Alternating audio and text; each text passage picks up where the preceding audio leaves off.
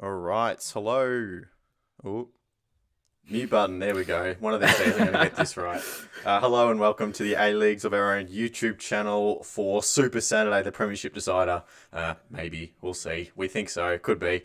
My name is Lachlan Oval. I'm joined here by Jacob Stevens. Hello to you. Great to have you back again. Yeah, it's always gonna try and make time for these live streams. I love them; they're good fun. They're very good fun. And of course, we have a double header today, the F3 derby between the Newcastle Jets and the Central Coast Mariners and the Wellington Phoenix versus Macarthur. Jacob, we thought this was going to be both teams' last game of the season. It would have been a very fun, climactic conclusion to the season. It still will be, but of course, with the Yeah, slight caveat that Central Coast have that game against Adelaide in midweek. yeah. I don't think it's ruined it because the championships can still be decided today. Yeah, Like that's it's the very main thing. likely. Yeah, yeah. And I mean, it's looking like two enormous crowds, two really big games. Yeah, it's awesome. We don't see it enough, I don't think. These sort of really late in the season, important rounds where there's two teams that can win it. I mean, when was the last time this sort of thing happened? It's great. It's great to go down to the wire. Of course, in Yeah. Australia, we do play for the championship and the grand final win, but the Premier's plate looks specifically for both teams really. Like you look at the Mariners, they're trying to put together this insane run over the last 2 years. A Premier's plate will be a great addition, and then Wellington, of course, they're the only club left in the A League that is still here that haven't won a major trophy. So who says that the Premier's plate doesn't matter? These teams will sure be fighting for it. Yeah, I think it shows as well, that who's been the most consistent team over the length of the entire season. The finals is about how good a run can you put together, but the Premier's plate is about how consistently good have you been the whole time over the 27 games. And football traditionalists put a lot of weight into that, especially here with the final series typically taking more of the plaudits and attention. So no, it's massive for both clubs. 100%. All right, let's take you through the team. So the way we're going to work this, we think, I haven't actually done this on purpose, but the Jets versus Mariners scorecard down here, that's with me. I'm going to be following that game with the audio, and Jacob's got the Wellington Bulls game over there. So let's go through the teams, starting with the F3 derby. The Jets make one change. Reno Piscopo returns from injury, replacing Daniel Steins. But apart from that, is the same starting 11 that played party pooper to Wellington about a week ago. And of course, put their premiership title hopes in a little bit of tatters. Ryan Scott, of course, had a great day. Regardless of whether he actually wanted the penalty to go in or not, he's there back between the sticks and the usual suspects as well with Stamatolopoulos. And that's another storyline to follow. He's a little bit behind Bruno and Taggart. I think it's 3 goals behind Taggart, Mhm. who is currently leading the race. So it's a bit out there, but definitely a chance for him to come back as well. And then on the Mariners, they name an unchanged 11 that beat Abdish Atta in the AFC Cup in midweek. So only a couple days of rest, but it's the exact same 11. Cole and Nisbet up top, they'll play in that 4-4-2 out of possession, and then Theo Harris and Docker on the wings as well, which has been a forced change in recent weeks. And then Bradley Tapp and Max Ballard in midfield as they've grown accustomed to each other for the last month or so. So they're the teams. Take us to Wellington, Jacob. Yeah, so a few more changes over in this game. Wellington drop Salas and Altai to the bench. Nicholas Pennington returns. David Ball returns. They're both back in the starting lineup. So we're likely to see probably a front three, the classic Ben Old, Bojidar Klaev, and Costa Barbarouses up front. And then I'm predicting a Rufer Pennington double pivot and then Ball to play slightly in front of those guys. But we have seen David Ball drop a little bit deeper in midfield this season as well. And they were talking to him pre-game, and it does sound like that might be how he's used. So the possibility is that Rufer will sit as a lone six, and you'll have Pennington and Ball just ahead of him, but slightly deeper than playing more as eights than as tens. And for the Knicks, it's an unchanged back four. You've got your wing backs of Sutton and Payne. Payne, of course, has been an integral part of the way that Wellington have played so far this season. And then Scott Wootton and Finn Sermon, who's really come into his own this season as well, the youngster at the back. For MacArthur, the big one, Uli Davala returns from his suspension. Rafael Borges Rodriguez is dropped and out of the squad to accommodate that. And Lockie Rose has been benched. Charles Mmombwa comes in and replaces Lockie Rose on the wing. There's no Backus in the midfield, so Christian Popovich moves into the double pivot alongside Clayton Lewis, obviously former Phoenix player. They've got a solid back four, MacArthur. Vuisa had that red card overturned, so he will return at fullback. You've got German replacing Tommy Smith in the centre, and Keely Adamson makes a return to the starting lineup in lieu of Walter Scott, who moves to the bench. So Keely Adamson will be starting at fullback. And then, of course, both keepers, arguably the two best keepers in the league, in Kurto and Paulson, hold their spots for the Bulls and the Knicks, respectively. All right, very nice. We're just seeing the Anzac Day ceremonies being conducted. Happy Anzac Day to everybody out there. And what looks to be a massive crowd down there at Sky Stadium. They've put the effort in to try and get as many in there possible. Saw Jason Pine on Twitter earlier saying, I've been to this ground for 17 years, but it feels different tonight. There's a different kind of feeling. The Wellington, of course, have the chance to do something that they've never done before in their history and win a major trophy. So that looks incredible. Under 18's gone free. It looks like they're packed in, and I'm sure there'll be no slouch of a crowd number at the F3 as well. Yeah, I think the Knicks opened up extra tickets as well, I believe. Right. So, it could be a really, really big crowd there for them. And of course, the F3 always draws a good crowd. And I saw a glimpse of some of the traveling Mariners fans as well, which is a pretty large contingent, as you'd expect for them. Yep. So, it's going to be a fantastic atmosphere. And I think two fantastic games across the board here. I'm really excited for this. This is awesome stuff. It's going to be great. Yeah, of course. Yes, the Mariners had the bus to get the fans down. They had some of their fans will be in Sydney. We just saw Sydney FC draw 1-1 with Central Coast Mariners in the dub, but on aggregate, Sydney FC go through the grand final. So it's already been a big game of football in the A-Leagues already, and we have Melbourne Victory Wanderers to come tonight. So a jam-packed day of football. It does seem that the game down in Wellington is a little bit behind schedule because the teams are only just walking out, and it is a fair bit of a walk down there at Sky Stadium. But that's all right. Maybe we'll get some staggered finishes. It'll be good. But what are we expecting to happen, Jacob? Do you even dare predict who's going to come out potentially with a Premier's plate today? I mean, it makes for good content, doesn't it, when you do that sort of stuff? So, I mean, the Mariners have been on such a good run lately that it seems almost inevitable. But the Jets are going to be massively up for it. The Knicks have never really been in this situation before, so how they're going to deal with it, I don't know. Are they going to be a bit nervy and not quite themselves? Is Giancarlo Italiano going to have been able to, nail home the importance towards keeping them settled? I don't know. I'm going to say the Mariners get up today. I just think it's the more likely. Win the Premiership? I just don't see Wellington losing at home. I think they definitely win. I think they definitely win the F3. Yeah. Whether or not, I'm with you. I think it could be tough for Wellington to lose here. I don't know. It's so close. It's so close. I can't say for sure.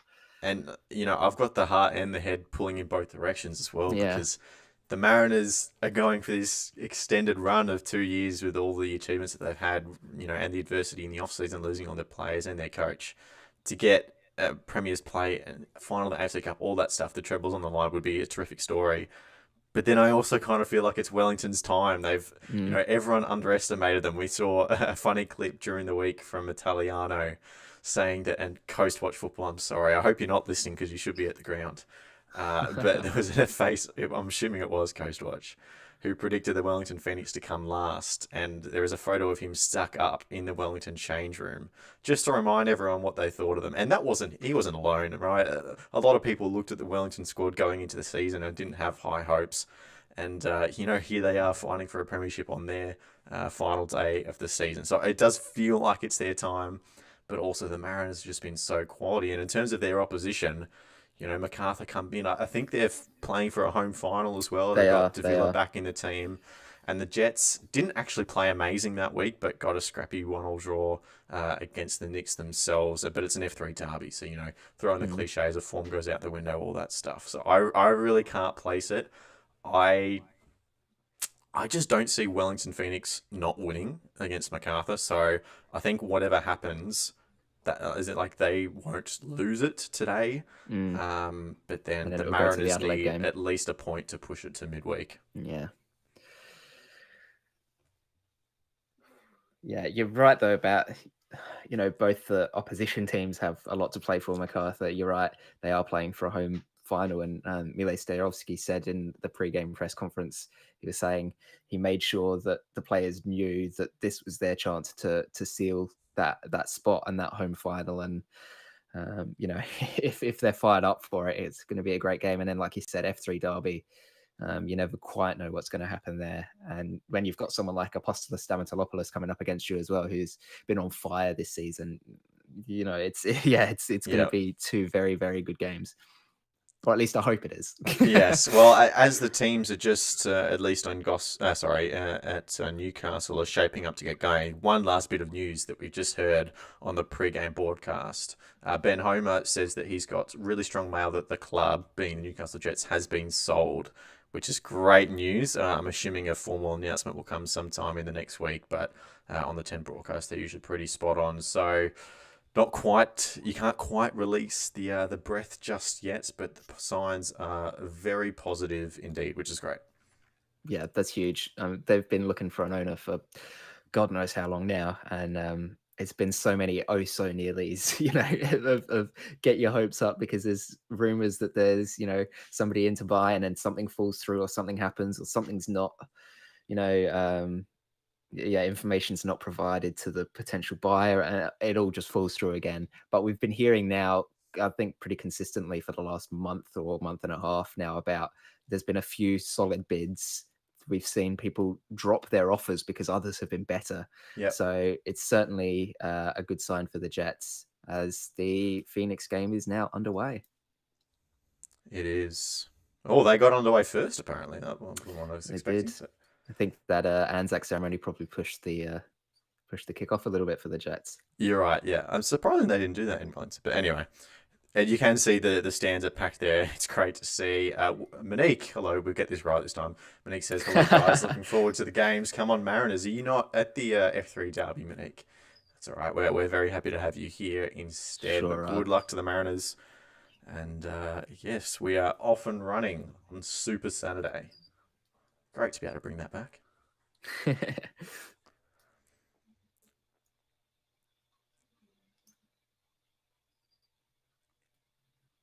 Of course, they have this dynamic at Sky Stadium, Wellington do, where... Ooh, sorry. I've just realised I've been sending my audio through twice. That's well done, Lockie. Good stuff. I'll Nice. fix now. Hopefully it wasn't too annoying. But yes, they have this dynamic at Sky Stadium where they only open up a certain portion of the ground. So, and unlike most other A-League stadiums, they open up the side that the camera can see, which is quite nice. Get to look at a full stand. Yeah, it makes it look better, doesn't it? And I mean, the noise carries anyway because it's got a roof around the whole thing. So.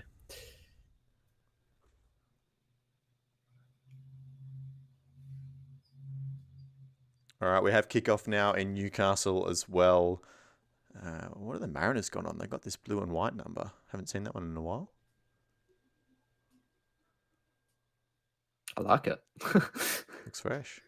Yeah. Kids had late games, fair enough. We got Will joining us at halftime as well. I know he was playing today, so he's going to race home to join us as well in hopefully about 45 minutes or so, which will be nice. And I've just come straight from the hockey field as well. I know Jacob's been out there as well. Yeah, I've been out all morning. It's community sport, that's how it is. Yeah, we'll do our part. No, but very excited to be here. We really haven't had this dynamic in the A-League before, have we, with these concurrent games? Never with concurrent games. I think there's been a few times it's gone down to, the last round or the last couple of rounds, but never, where it's the potentially the deciding games being played at the same time. It's great. It's proper, Premier League feel to it with how they play that last round at the same time as well. And you get all those great memories of that Aguero goal, for instance, back in, 2012. Could there be something like that here today? That would be pretty cool. We just want late drama. We want it to get interesting, don't we? We sure do.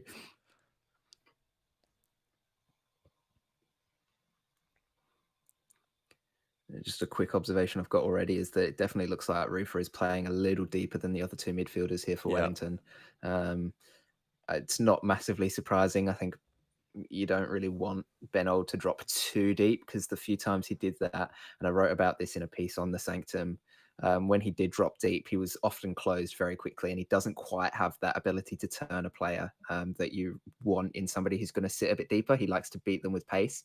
So when he's got players on his back immediately, he can sort of struggle. So it's not a surprise to see him getting a little bit higher up the pitch, and actually quite wide as well. So it'll be interesting to see. There was some chat pre-game Jacob Spoonley was giving about how the Mariners are looking to not the Mariners, the Phoenix rather, will look to use the wide spaces and the spacing behind against MacArthur, which they've done in the 2 other meetings this season.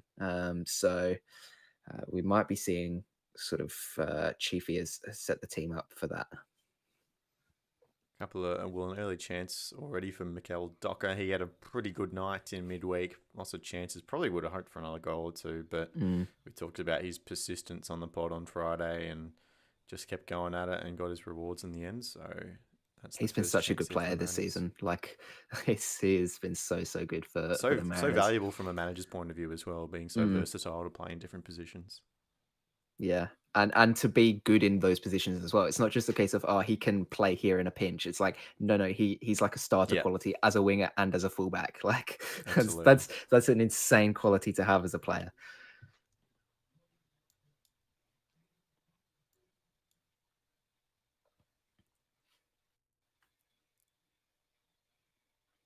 That's a good ball from Wilmering. It is. Ooh, Taylor gets the cutback, but no one on the end of it. There you go. Come on, the Jets. Well, it's going to be interesting to see with the Mariners, because I've been pointing out the last couple of live streams that we've done have been the Mariners games and their struggles with defending the half spaces. So I wonder if they've potentially tried to shore that up. But again, that's sort of where that attacks come from for the Jets is a run through the half space. So it could be early warning signs for the Mariners.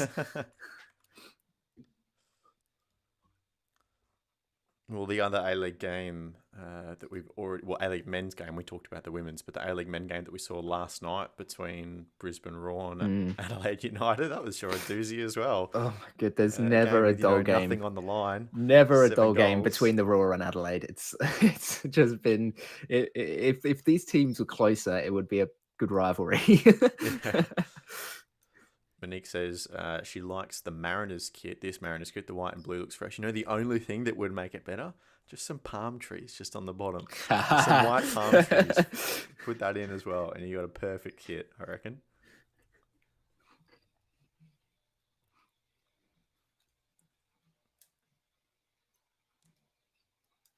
But that game last night as well, we talked about Ibasuki and his stature in the team. Your burning question on Friday's episode was, will Adelaide have any more players? And the news is that, he potentially is being scoped out by Brisbane. So I couldn't quite tell. Was he scoring all those goals to impress Adelaide or to impress Brisbane? Whichever way his new employers were. I think he was scoring goals just because that's what he does. He's a good goal scorer. He is very, very good. And he's just one short of the season record as well? I don't know. I saw something from Daniel McBride. I'll confirm it. Yeah. Monique, meanwhile, says palm trees, maybe a sauce bottle as well. I love that. They should have put sauce bottles on the April 1st kit as well. Yeah. That would have been good. Wellington's just had a bit of a chance there. I think it was Rufer on the half volley, skied it over the bar, but the chance came from out wide. So, it does look like that's where they're going to try and focus their attack. So the record for Adelaide United goals in 1 year is 17 by Van Dijk, 16 in a league season, and Ibasuki has 15. So he's just one short. There we go. Yeah. And he's played off the bench a lot as well. He has played a lot of... He just didn't play for a little while there because he was a bit... was struggling to find form. And this was during that period of time where Adelaide was trying just about a different formation every week as well, which wouldn't have helped things. But now they've sort of got this front four going, which is has proved very successful. And it's going to be a shame because obviously Aaron Kunda's leaving as Old takes a good shot saved by Kurto straight at him. That front four, obviously losing Aaron Kunda, he's been a big part of it. And potentially losing Ibasuki as well would be massive, would cause an entire rejig of that front line, which has been the best bit for Adelaide United this season. It's been the defense that's been the issue.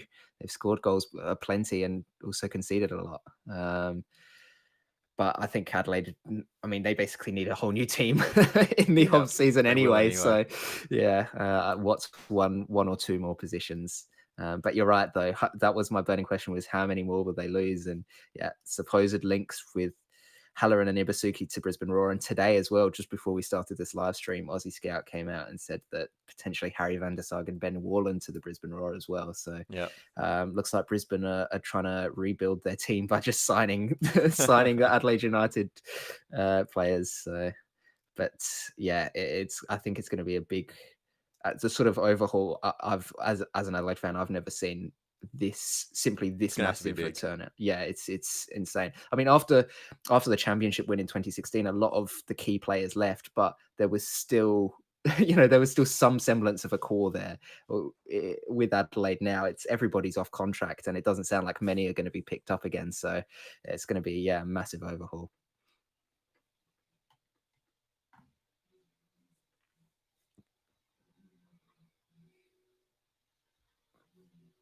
Teams are settling in now. It looks like Wellington probably the better of the first 10 minutes. Yeah, they've looked a bit more comfortable on the ball. Wellington, MacArthur. Sorry, geez, I'm gonna have an absolute a lot today, I reckon. There's so many different teams. Okay, MacArthur have struggled to just break down that back four of Wellington, which I mentioned remained unchanged and has been pretty solid for them this season as well, especially at home. There's a lot of space between the lines that Wellington are getting the ball into as well, which doesn't help with MacArthur because it makes it more difficult to obviously win the ball back when it's between your lines rather than in front of them where you can close it down. So very, very smart play there to try and keep the ball away from MacArthur as long as possible. Christian Theoharis looking lively in the first 10 minutes as well. Won a few free kicks. Maybe he's been taking lessons from Jacob Farrell. Well, Theoharis he'd probably be kicking himself for his performance in the first leg against Abdi Shatar. Came off the bench, gave away a couple of free kicks. Makes it running behind. Oh, Scott does well to kick that away there. It was a pretty casual save from him, wasn't it? He had one of those last week as well with the feet. Just stick it out. We were talking about community sports earlier. That's a bit of a community football save. That just I can't be bothered getting down for it. I'm just going to put my leg out and.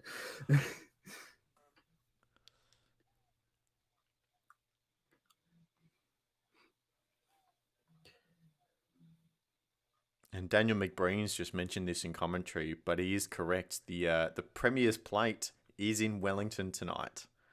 Oh, okay. Which is probably the right thing to do because then if the Central Coast win, they have it in midweek as well. But definitely Italiano was not too happy about it. There's been a turnover. MacArthur with the ball. Dive it up. No, cut out. Wellington just turned the ball over in their own box, which could have been disastrous, but MacArthur couldn't get the ball out of feet. And now Phoenix on a counter-attack. It's Kriev up the wing. It's a pretty tame cross. Dealt with easily for Kurto. But Italiano was asked about it in his pre-match presser about having the Premier's plate in there. As there's a penalty shout, I believe, for handball. Clayton Taylor has worked his way into the box. It's waved away by Daniel Elder. Didn't look like that will definitely be reviewed. But Chiefy not happy at all. He's a very superstitious person and he didn't want his players anywhere near it. Don't want to see it. Don't want to know about it. We'll deal with it if we win it.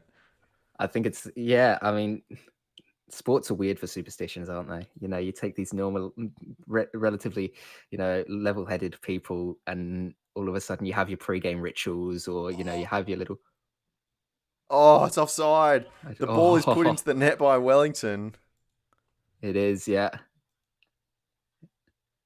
It'll be reviewed. We got 2 VRs. The handball, that looks like outside the box to me. It's been cleared in the F3. No penalty for Newcastle. I was busy watching the handball shout and I completely missed this Wellington chance. As Barbarouses down the left brought it It centrally for Dan was. Ball. It was just teetering on the line. Early drama everywhere you look. The Jets are really putting it on the Mariners. Mm-hmm. Oh, Stamatolopoulos just wide.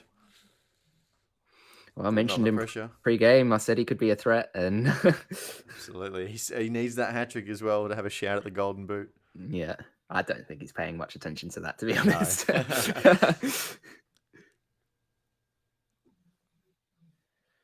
Vukovic well positioned though. Looks like he has it covered, but a very close shave there for the Jets.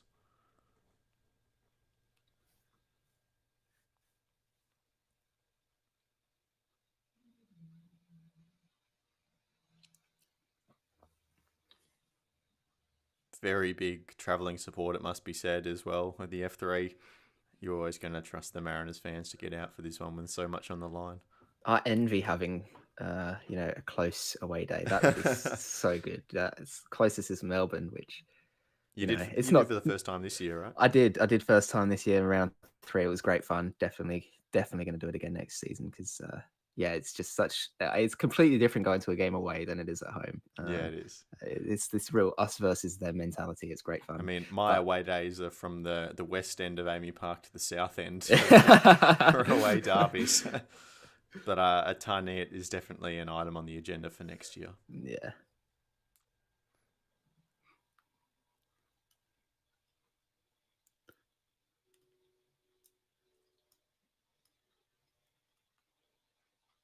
Clayton Taylor's done very well to start this game, but he's been brought down.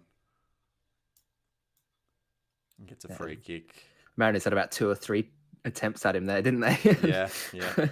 Finally stopped him. But Daniel Elder trying to pay. That's a pretty bad tackle from Mikael Docker. that first one, yeah. That's the second one, but even the first one's not. Oh, great. that is the second one, yeah. Yeah. Take your pick, yes.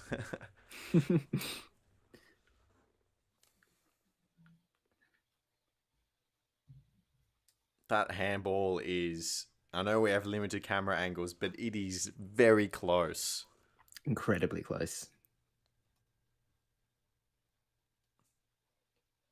It's the fact that it's so far away from his body as well that, like, if it's in the box, that one has to be given, right? Like, probably, yep. Wilmering and Grozos. It will be Wilmering. Outswinger dealt with easily by Kaltak. Oh, but it falls down for a volley. Not too far away. Vukovic had to scramble.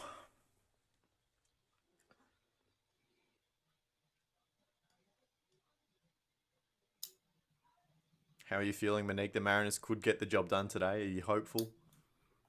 They won't lift it today, but they could win it. Oh, and my games have just frozen. Lovely. I love that, yeah. So I now apologize if I am even further behind.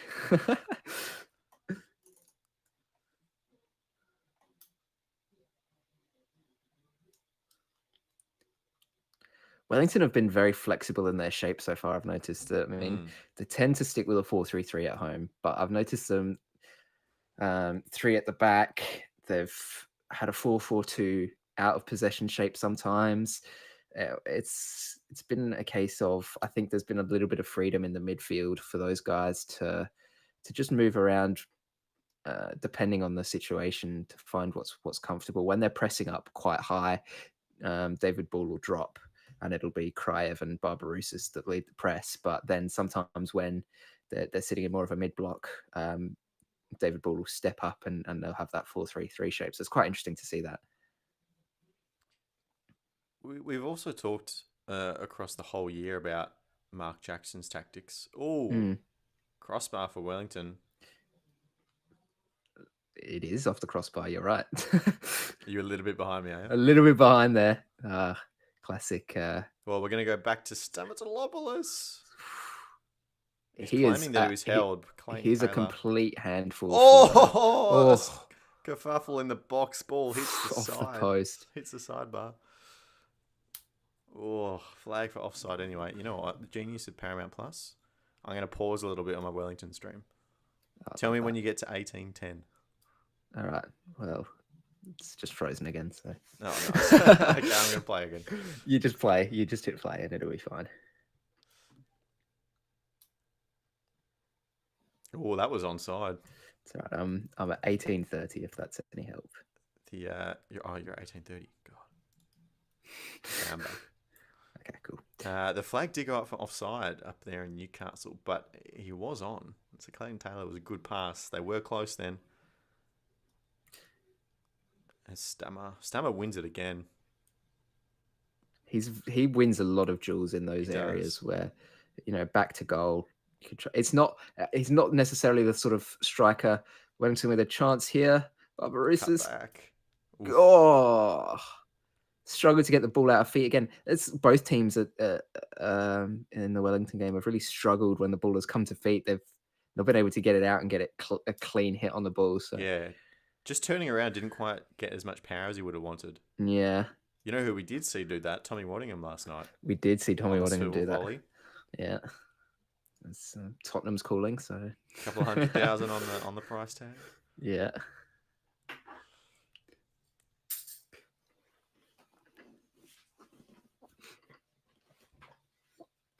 Funny because we talked about Mark Jackson's abilities as well as Italiano's to change up his formation a lot, but it does seem now that potentially they're coming towards finals and the end of the season. They've been really settled in this 4-4-2. Yeah, and they sometimes switch whether they're going 2 or 3 at the back in possession, but specifically off the ball as well, they seem to be pretty solid in how they want to go about things. I think that makes a lot of sense though. Like if you're finding something that's winning you games and you like winning them in a breeze as well. They've not necessarily struggled through a whole lot of games in this shape. I think it makes sense to stick with it. It's also then they do have these other things that they can fall back onto if they need to. If this, for whatever reason, doesn't work, they do have those 2 or 3 other things they've tried this season that the players will know and have performed in and that they can rely on. But I think it's a case of that. I think the big reason why we've seen this shape consistently, this 4-4-2 for the Mariners, is because Docker has looked at home on the wing. Especially. I mean, we were talking about his quality and the ability to play basically as a starter almost for any club in the league at right back, but also his ability to play on the wing. And I think he's looked very, very good on the wing, very threatening. You mentioned the AFC Cup match midweek. Barbaristas has just scored. 1-0. Costa's done it. He's put the Knicks ahead. Ball in behind, as I was saying that they might look to do, and Max it's a Ballard good goes finish. Close in Newcastle as well, but it's Wellington that take the early advantage. That's huge, and the crowd has gone ballistic there. That's scoreboard too. I'm going to remember to do the scoreboard properly this time. That's good.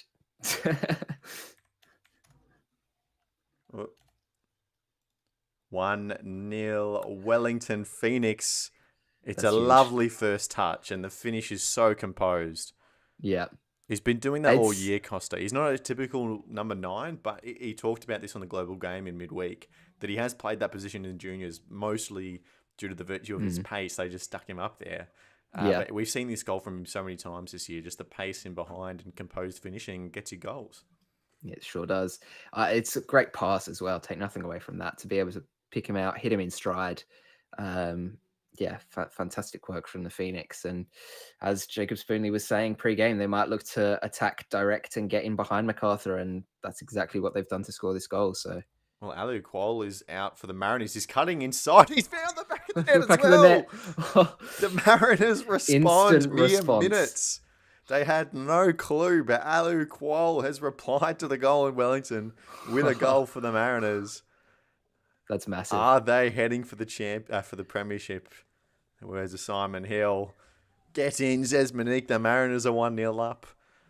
Of course, if Wellington win today, the Mariners can't race the plate, but they'll just need a point against Adelaide in midweek. That's really well done for Kuol. Gets a little bit lucky with the touch, but the finish completely wrong foots Ryan Scott and puts the Mariners in pole position for the Premiership.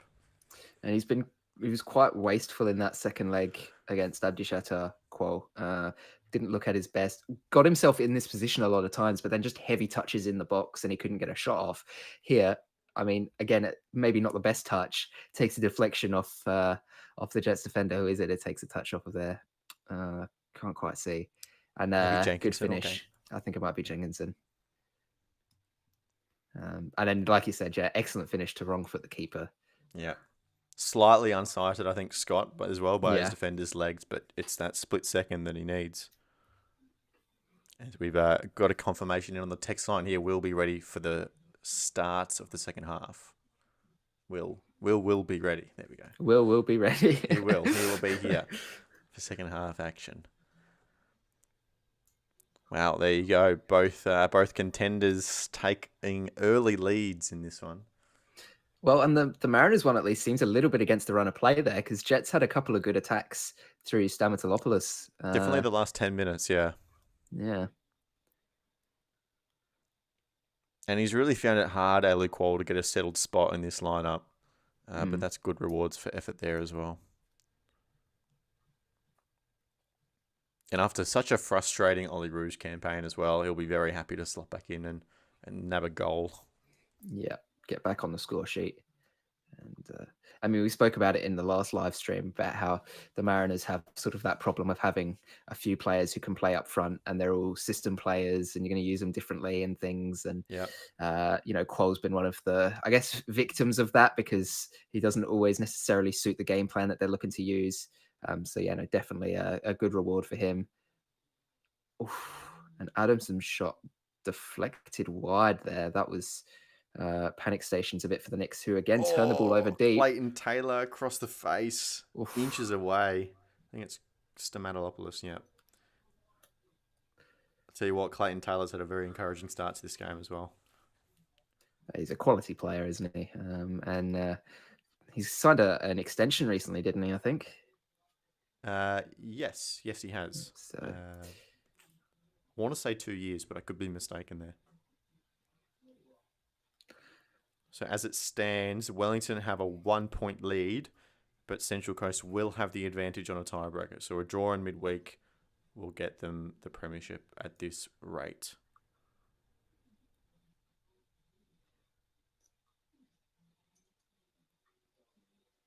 Another turnover for Wellington in their defensive third, which is not good. Challengers flying in left and right. Oh, straight at the keeper. Good chance for Davila there. Yeah, Davila got his foot onto it. And if that was any other keeper in the league, it might have gone through his legs, but Paulson... Paulson low down, ready to collect. I think Redmayne's usually pretty good with those as well. He gets pretty low. To his detriment most of the time, because it usually goes high and he can't get to it. It can go over the top. Jets have won a set piece about 5 meters outside of the center circle.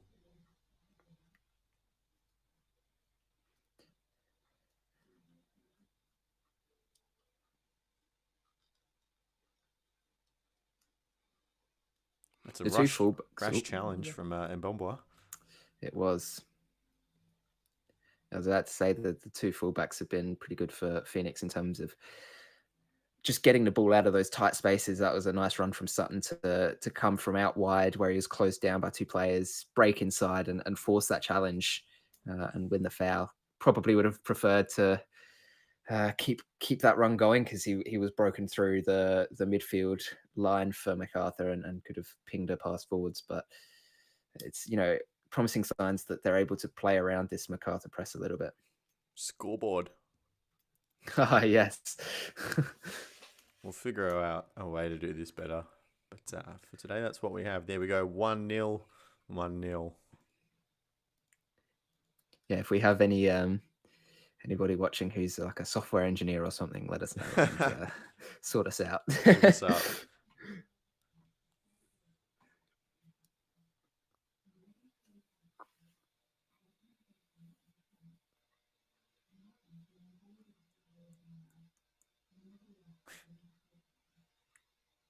I've just heard Simon Hill give almost the exact spiel that you gave about the Newcastle Jets ownership, going, we heard it, but how many times have we heard that before? Yeah.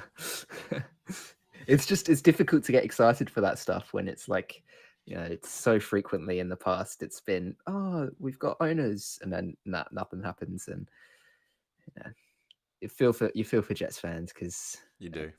it's tough, and they've had only very fleeting moments, at the top of the table. There was the 2018 season, obviously, where they hosted the grand final, probably their crowning achievement in the league, to be Yeah. honest, and now back towards the bottom half of the table without owners. They've been through a lot, but they still turn up. I mean, the crowd here today is pretty good.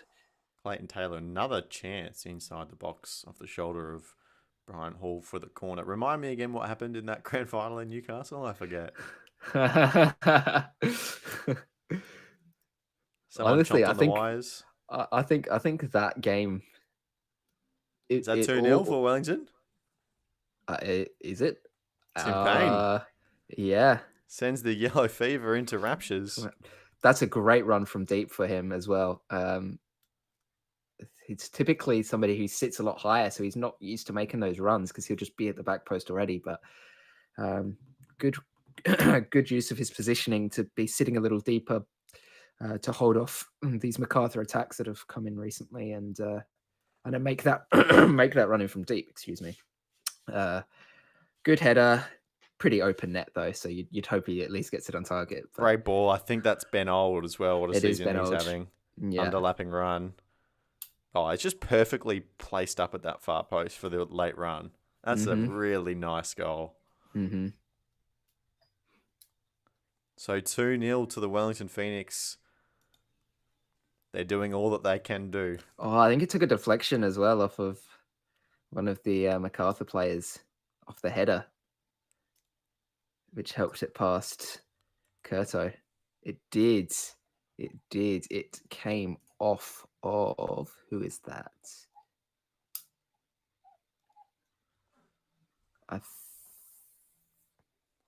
Was it Vujitsa, I think, at the back post there? Would make sense. He's the left back tonight. So to catch you up on the equations, if Wellington want to win the Premier's Plate tonight, Central Coast have to lose. So they're 1-0 up now. So it's looking unlikely that, well, I mean, there's a lot of football left to go, isn't there? But they do need a Central Coast loss. Basically, Wellington know it's out of their hands. All they can do is win. And then it goes over to the Mariners. And I don't know, as a fan, which you'd prefer, and as a player, it would be different as well, which you'd prefer. Whether it's the case of, well, we've done our job, so it's it's onto the other result, or whether it's a case of we can win it ourselves, if that makes sense. Oh, yeah, I think you want the control. Yeah. I mean, the other unfortunate thing is that, if it goes to the final game, but then Central Coast don't get it done, well, when you're going to lift the trophy, you're not going to do it before a finals game, are you? That's just tempting fate. That's a bit weird.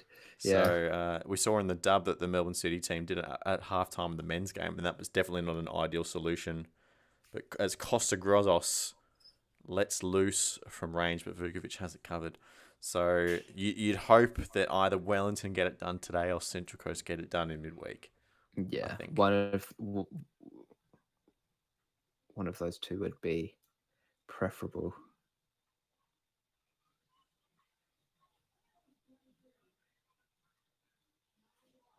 Is the case as well of, I wonder how many people in both stadiums, or at least for the the Mariners fans and the Phoenix fans, are just keeping tabs on what's going on in the other game. Absolutely. Christian Theoharis, I said he had a bright start, another chance there. 30 minutes in, testing Ryan Scott again. He's had a nice little renaissance in the back end of this year. He has. Oh, Costa Grozos, a little slip in the turf there. It has looked a little bit slippery.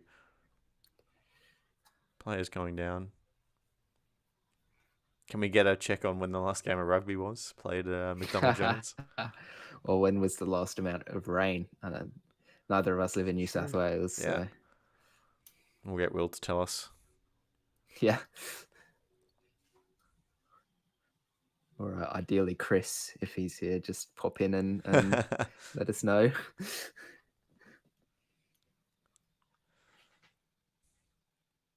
Oh, that's a bad challenge from Theoharis. Gets two players. He could be in trouble here, I think. That would yellow be card. would Oof. seem sufficient, I think. But I mean, that does Although limit Daniel as Elder's going as Wellington in behind again. Curto had to header the ball out. Their diving header. Uh, to.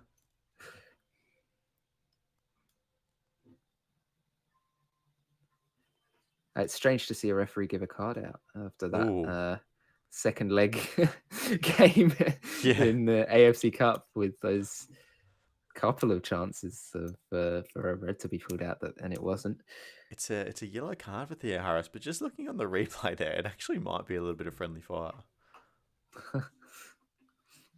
So he's unlucky to get a yellow then. It's a lot of force. Yeah. I think a yellow is probably appropriate, but there was definitely the fact Oh, that there I were see three what you players in mean. that. Yeah. Yeah, as jumping over to avoid the challenge has taken out his teammate as well. Yeah. Yeah.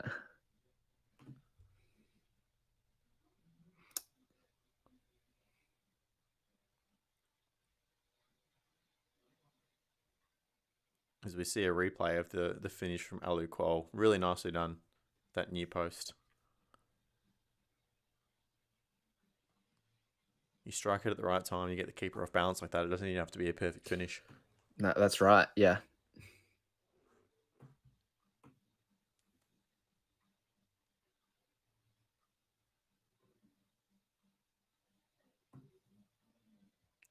Get a look at the Mariners faithful as well.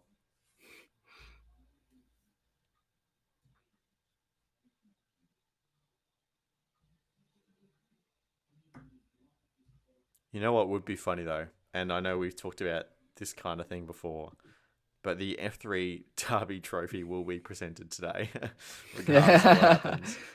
And Central Coast could win the Premiership, but not have the Premiers play.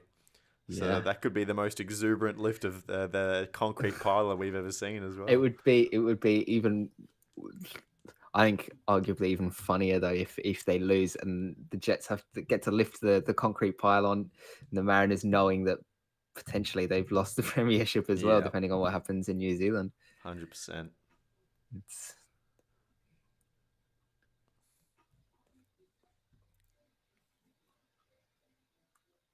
Jets really being brave here. Not afraid to play out from the back. Not afraid to counter press in dangerous areas. I think you have to be right against one of the best teams in the competition.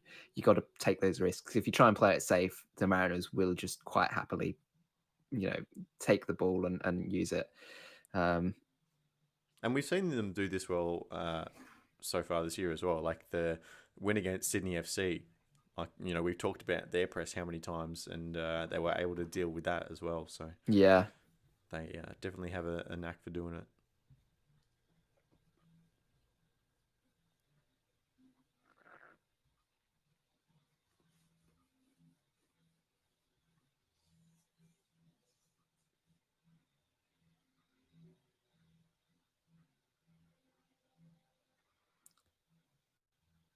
so Wellington have a corner here.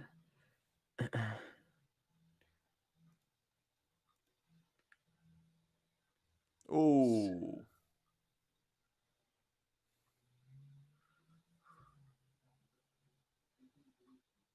Christian Theo Harris in the wars again. This time winning a free kick.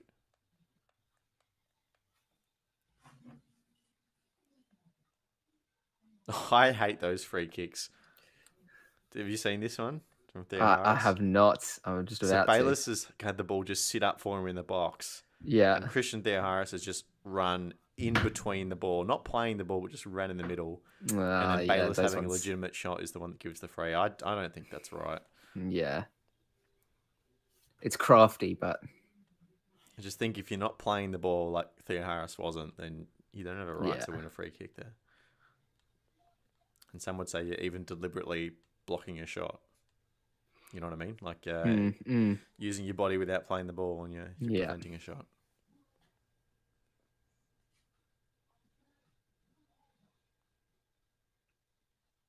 Wellington look really settled. You're right. They, the chance of them losing at home, I think, was probably off the table. Although lots of football still to be played, and don't want to give them the commentator's curse or anything, but they look so settled. And MacArthur, just they've almost been pushovers. At least the two fullbacks have for MacArthur, Keely Adamson and Ivan Vujicic have not looked very good at all so far today.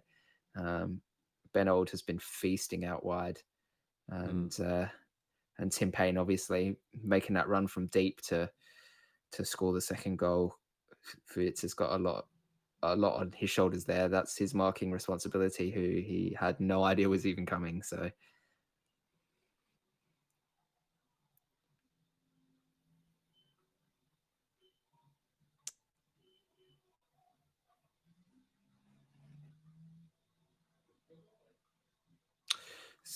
The word from Wellington as well is that left back Sam Sutton might be carrying a niggle, and he's certainly moving around like he's hurt.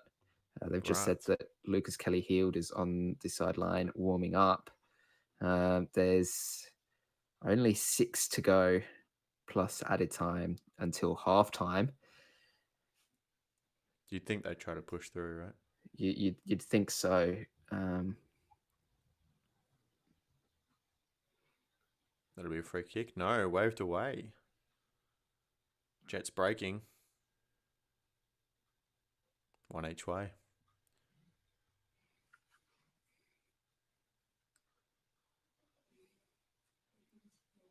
Jacob Farrell finds his way forward. Nisbet in the box. Cut back.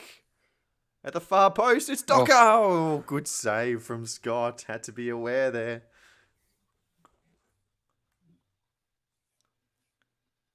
It's a lovely late run. Ball's just fizzed out there for him. You've got to ask a question of the Jets defense there, though, of you had the 4 of them in the 6-yard box and nobody at the back post to stop that sort of chance. And there's been a very hard challenge there in the Wellington game. On Drew, yeah. Well, sorry, he made the challenge, didn't he? Yeah. The yellow card's coming out. Oh! Well, I thought for a second there was a second for the Mariners off the foot of Brian Kaltak, but it's hit the stanchion behind the goal. I don't think it was a goal, Monique.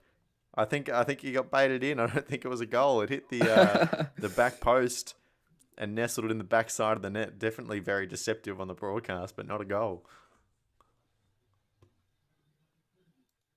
Oh, yeah, that Drew challenge is pretty bad.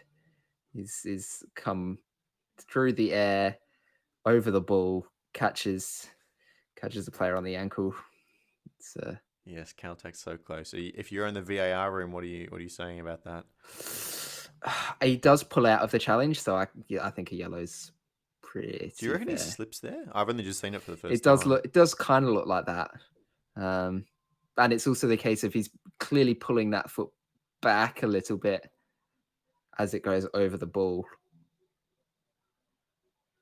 And he doesn't quite hit with the studs either. So I think yellow's fair. It's a bit reckless, but yeah, I think yellow's good there. I don't think there was any excessive force in that. Just seen the replay of that Caltech. Yeah. It looks like, I bet the crowd on the far side as well. The net was rippling. Mm-hmm. I'm sure they were up. Well, and that's the side that the Mariners fans are on. They'd have. True. Yeah, they would have been right on the angle for it. Yeah.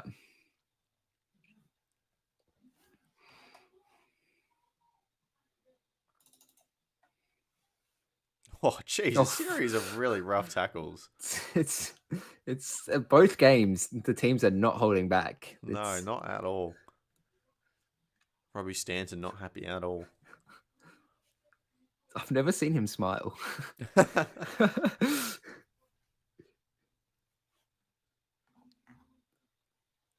I mean, that was a bit silly from Timmins. Yeah, there. Absolutely.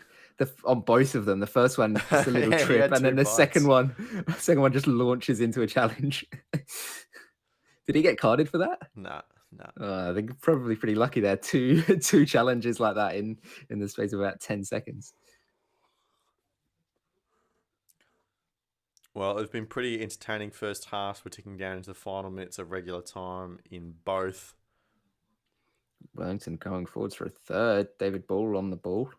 Nice.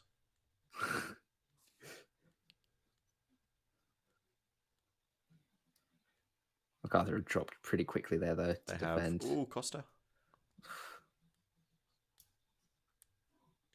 That's a poor ball. Was that Rufer? Mm. No, it wasn't. Sorry. Someone else. There, Harris breaking again. Oh, he's brought down. That'll be a yellow card. Yep. Ingham in the book. This is a good set piece opportunity here for the Mariners. Yep.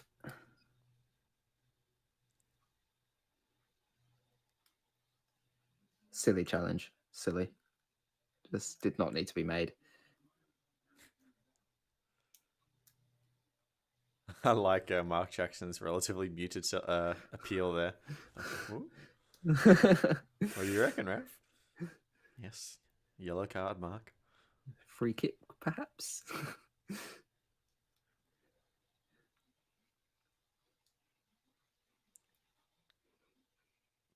This has got Mikael Docker written all over at this range. He scored one about a month ago now, perhaps, direct. Mm-hmm.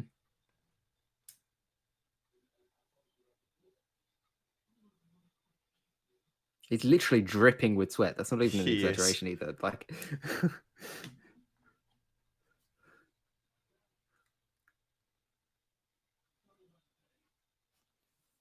this is only one result here, which will be a direct shot on target.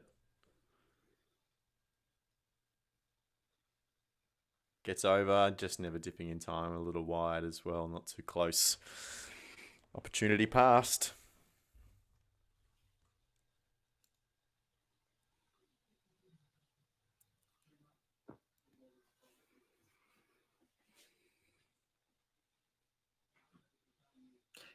Wellington using a different shape again. They switched. Yeah, it's like a 1-2 up top.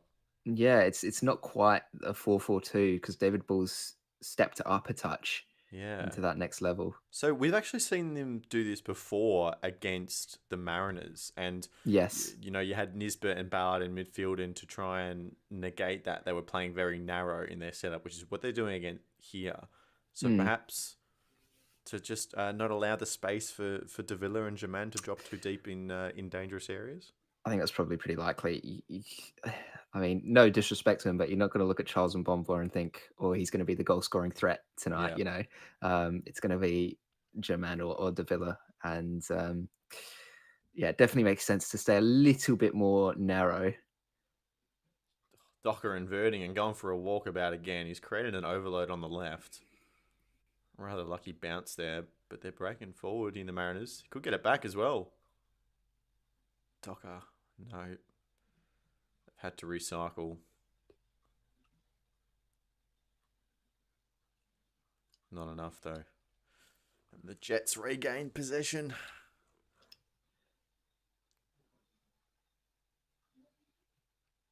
Clayton Taylor, though, getting on the ball again. One-on-one with Storm Rowe. He's such a good player. Such a good player. Gets the overlap. I think a bit overhit there, that first touch. Yeah, ran out of play.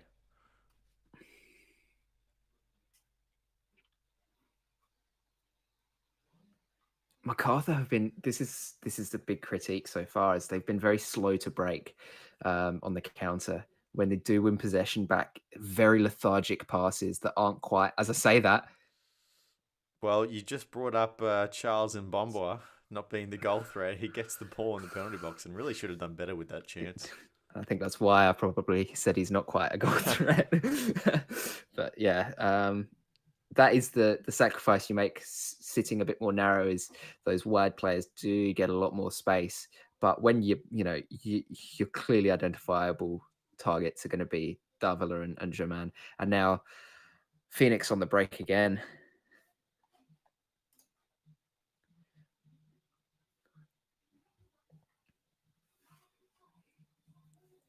Oh, Sutton's done very well there.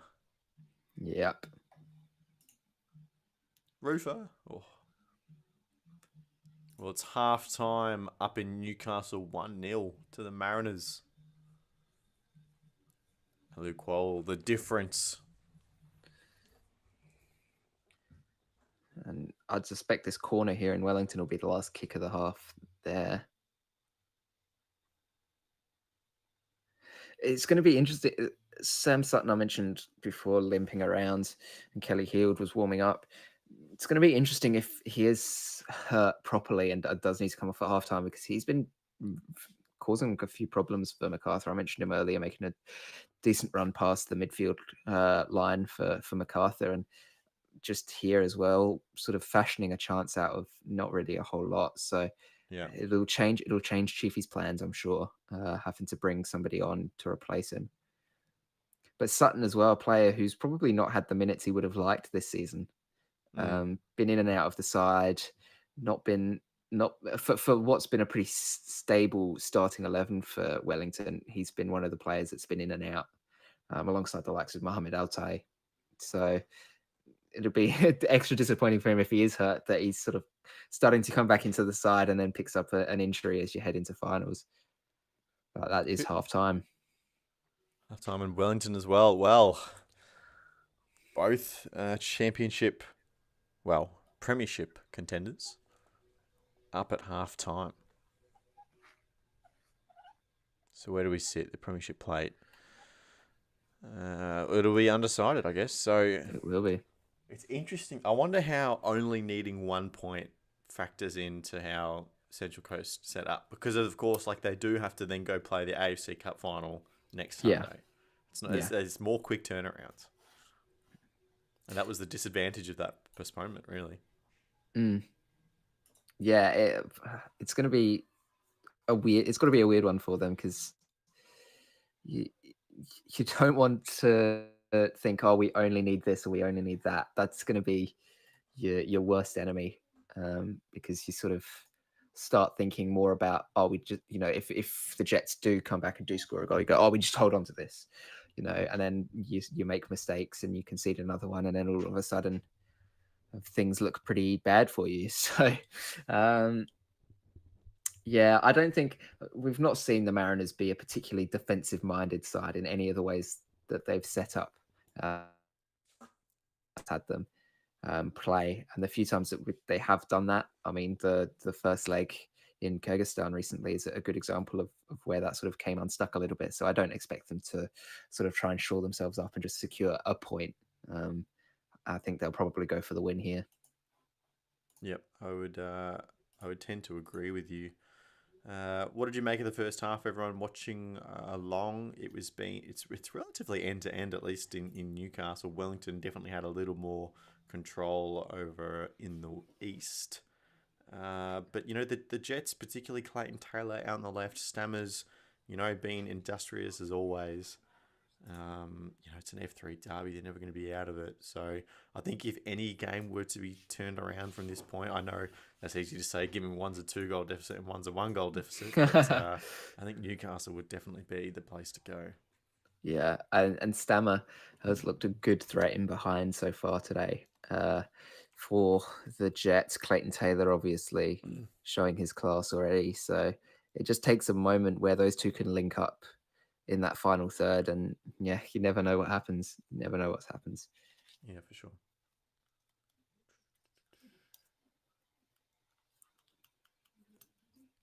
Well, talk to me, Jacob. What else did you make of last night's game? So 4-3 to Adelaide. They got one big game left to go Wednesday night. What I made from it is that it was pretty emblematic of the season that Adelaide have had as a whole, in terms of just the way that it played out. You get your front four and firing on all cylinders, and they've been really, really good recently. That front four of Clough, Mork, Ibasuki, and Irankunda. They just seem to have that ability to know where the others are. The fact that Ibasuki can drop deep and play that hold up role really well enables Irankunda to sit a little bit higher and be used in behind. You have Mork, who makes those good runs from deep, Clough with a really good delivery from out wide. So the four of them complement each other really well. And, they show it again by, scoring 4 goals. Okay, yeah, Van der Sarg scored one of them. But that still comes about from the play of that front four. It's been that defense that has been just... I don't even have the words to describe it, because the issues have been... There's been so many issues with it.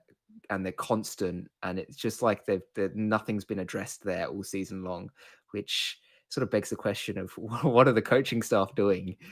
When you've got the same players consistently making the same mistakes over and over again, and it's leading to goals. The team's switching off completely after about 80 minutes, which over the last few seasons under Carl Viet, that's been the opposite. The team's fired up in the last few minutes and has scored a lot of late goals. It seems like it's been the opposite this season, and the defense has gone to sleep. And Adelaide have been on the receiving end of it and struggled to hold on to leads. Lost against MacArthur, dropped 2 goals in about 20 seconds of each other at the end of that game. Obviously, this game against Brisbane was run close. I've had another couple of results recently where games haven't gone to plan because the defense has fallen asleep at the end of the game. And I think that the issue is that it's a case of just changing what's been working, which is keeping possession and looking to go forwards, to just being happy to let the other team have possession. It's sort of a case of if Adelaide make their defense do their job, they will make a mistake. So you've got to try and keep the ball as long as possible. And when you're just holding on to a lead, that naturally doesn't happen as much. The other team is attacking. And yeah, it's just been such an error prone. There's been poor marking, terrible positioning. Yeah, awful. But I mean, as Viet himself has said, all of that defense, apart from Ryan Kitto, is off contract. And the rumours we've heard, as I touched on before, are Ben Warland and Harry van der Sar going to be off to Brisbane. Probably don't see any of the others signing on again after the season that they've had. So there's going to need to be a big change there. But I will say as well, Brisbane played very well. Zadkovic has come in and done a decent job with them. And okay, yeah, maybe the results haven't reflected quite what they would have liked in their position on the ladder as well. But they've had a season where it's just been a whole lot of uncertainties and a lot of questions with regards to obviously their coach, who's actually going to be in charge of this. They've had players come. Hey, going. Hello. Here's Will Booth. Will's made How it we in. doing? You promised half time. Good to have you finally. Yes, good to be here. Just catching up now. I saw Aluqual's goal. Very good. So dare you say it? Treble? No. MacArthur not doing any favours. I heard Jets are kind of in it, so I'm worried. Yeah, Jets in it definitely a lot more than MacArthur are, yeah. Yeah, so. But at the end of the day, it's in the Mariners' hand. It is. Hands. So, and I do fancy that Adelaide game. So. Oh yeah. All you need to. I was just explaining to Lockie that Adelaide's defense is pretty bad when they're forced to do their job, which is defend. So I mean, as long as the Mariners come out and attack, I think it'll be a pretty foregone conclusion. Adelaide defense is like that Cheeto that's in the door, in the lock of the door. Yeah. So I'm not as worried, and yeah, I think the mentality steps up when you've got 2 jobs, like 2 games left, 2 jobs to do. It's could weigh on you. Yeah. But I think having knowing the result, knowing what they need coming into that last game, I think I have confidence in them to do it, and I think the mentality is a lot better for players in that situation. So yeah, this is the big hurdle, obviously. So I can see the second half. Would you be able to just point your camera down a little bit? Try to get your head higher in the frame. There we go. Lovely. Better. Let's get my chair up. That's it.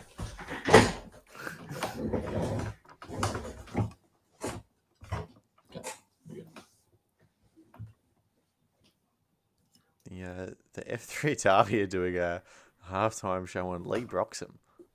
I've just seen this. It's an interesting choice. I'm sure that's not a live cut to Amy Park. Yeah, aren't Victory playing later? That's true. Yeah. Just probably another opportunity to throw that in. Save this for the Victory game where it's relevant.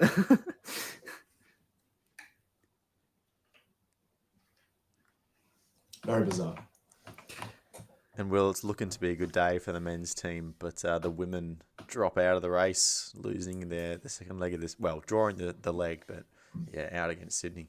Yeah, I saw the result. I'll have to watch that back as well. So that's a shame. But honestly, overachieving in the first season is you got to be happy with that season. So let me look it up.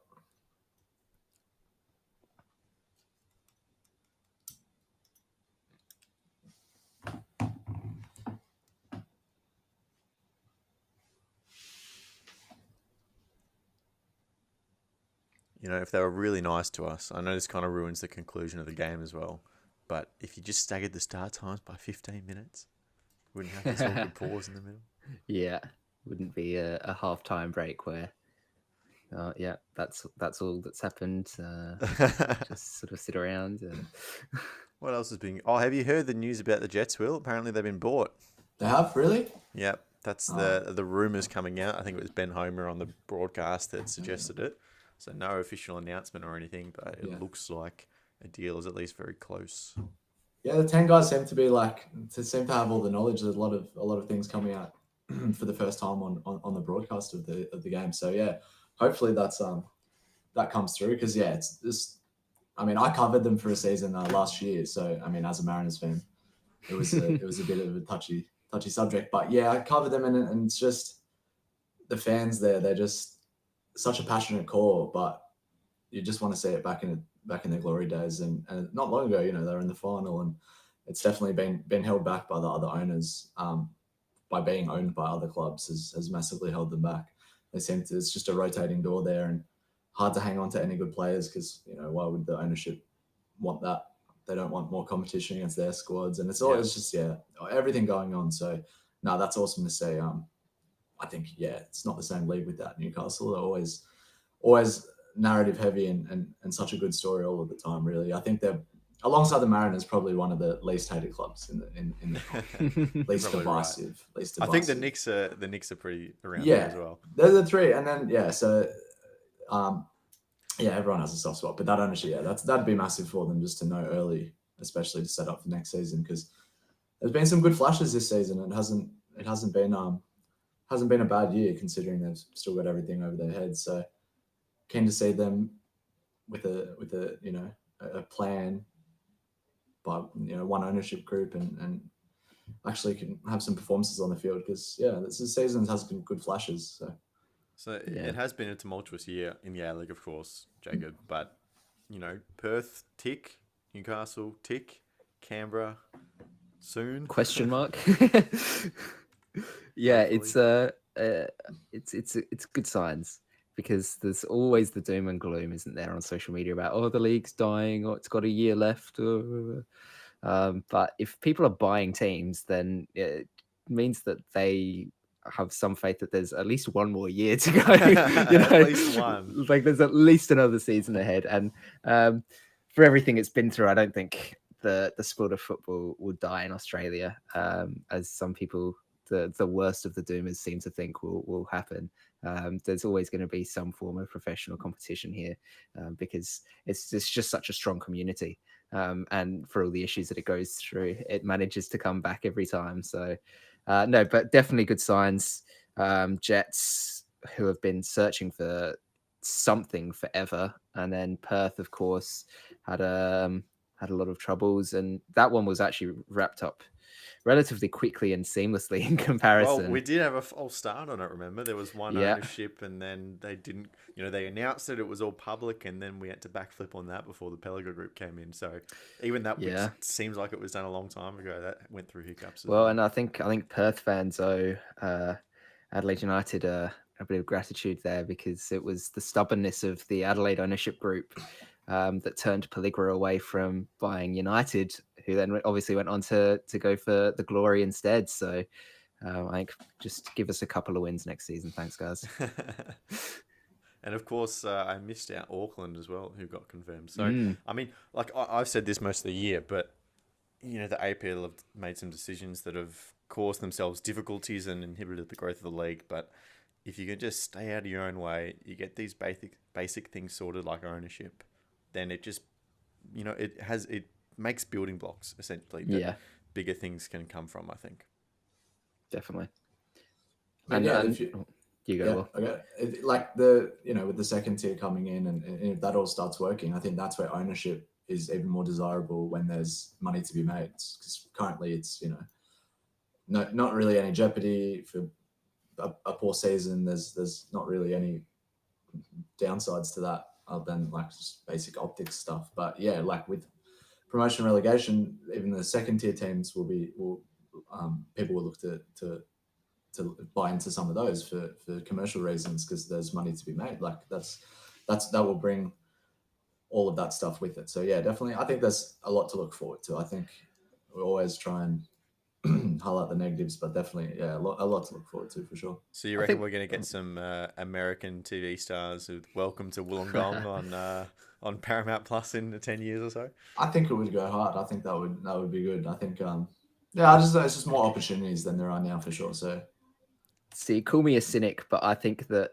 sports as an investment isn't as viable in Australia, at least with football, just because the market is so much smaller, and we see the operating costs basically are the profits that you make. So you're not earning an income from the team. It's a case of if you're going to buy the team, it's because you love the sport and you want to own a team more than it is sort of the American or European model of you can buy it and you've got all these commercial rights and it's a big brand and you're making money from merchandise and stuff. It's not the case over here. So I think it might be, there could be calls for some people to maybe consider where they stand as owners or potential owners if they're looking at buying clubs, because it's not guaranteed you're going to make any money back. In fact, it's more likely you're probably going to lose money year on year.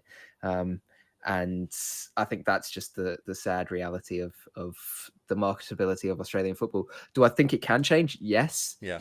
But we've seen consistently that it has a knack of, shooting itself in the foot in that regard. And, I know past history isn't, an indicator of future performance or whatever the saying goes, but yeah, it certainly seems like at the moment at least, and probably for the foreseeable future, it's going to be a case of owners just looking to get by, and a lot of the money that they make will just be straight away put back into the running of the club, because aside from when you've got those extremely talented players who you can make a bit of money from in the transfers, you've got to just the Newcastle there we go. Jets Straight away. Stamatolopoulos straight away.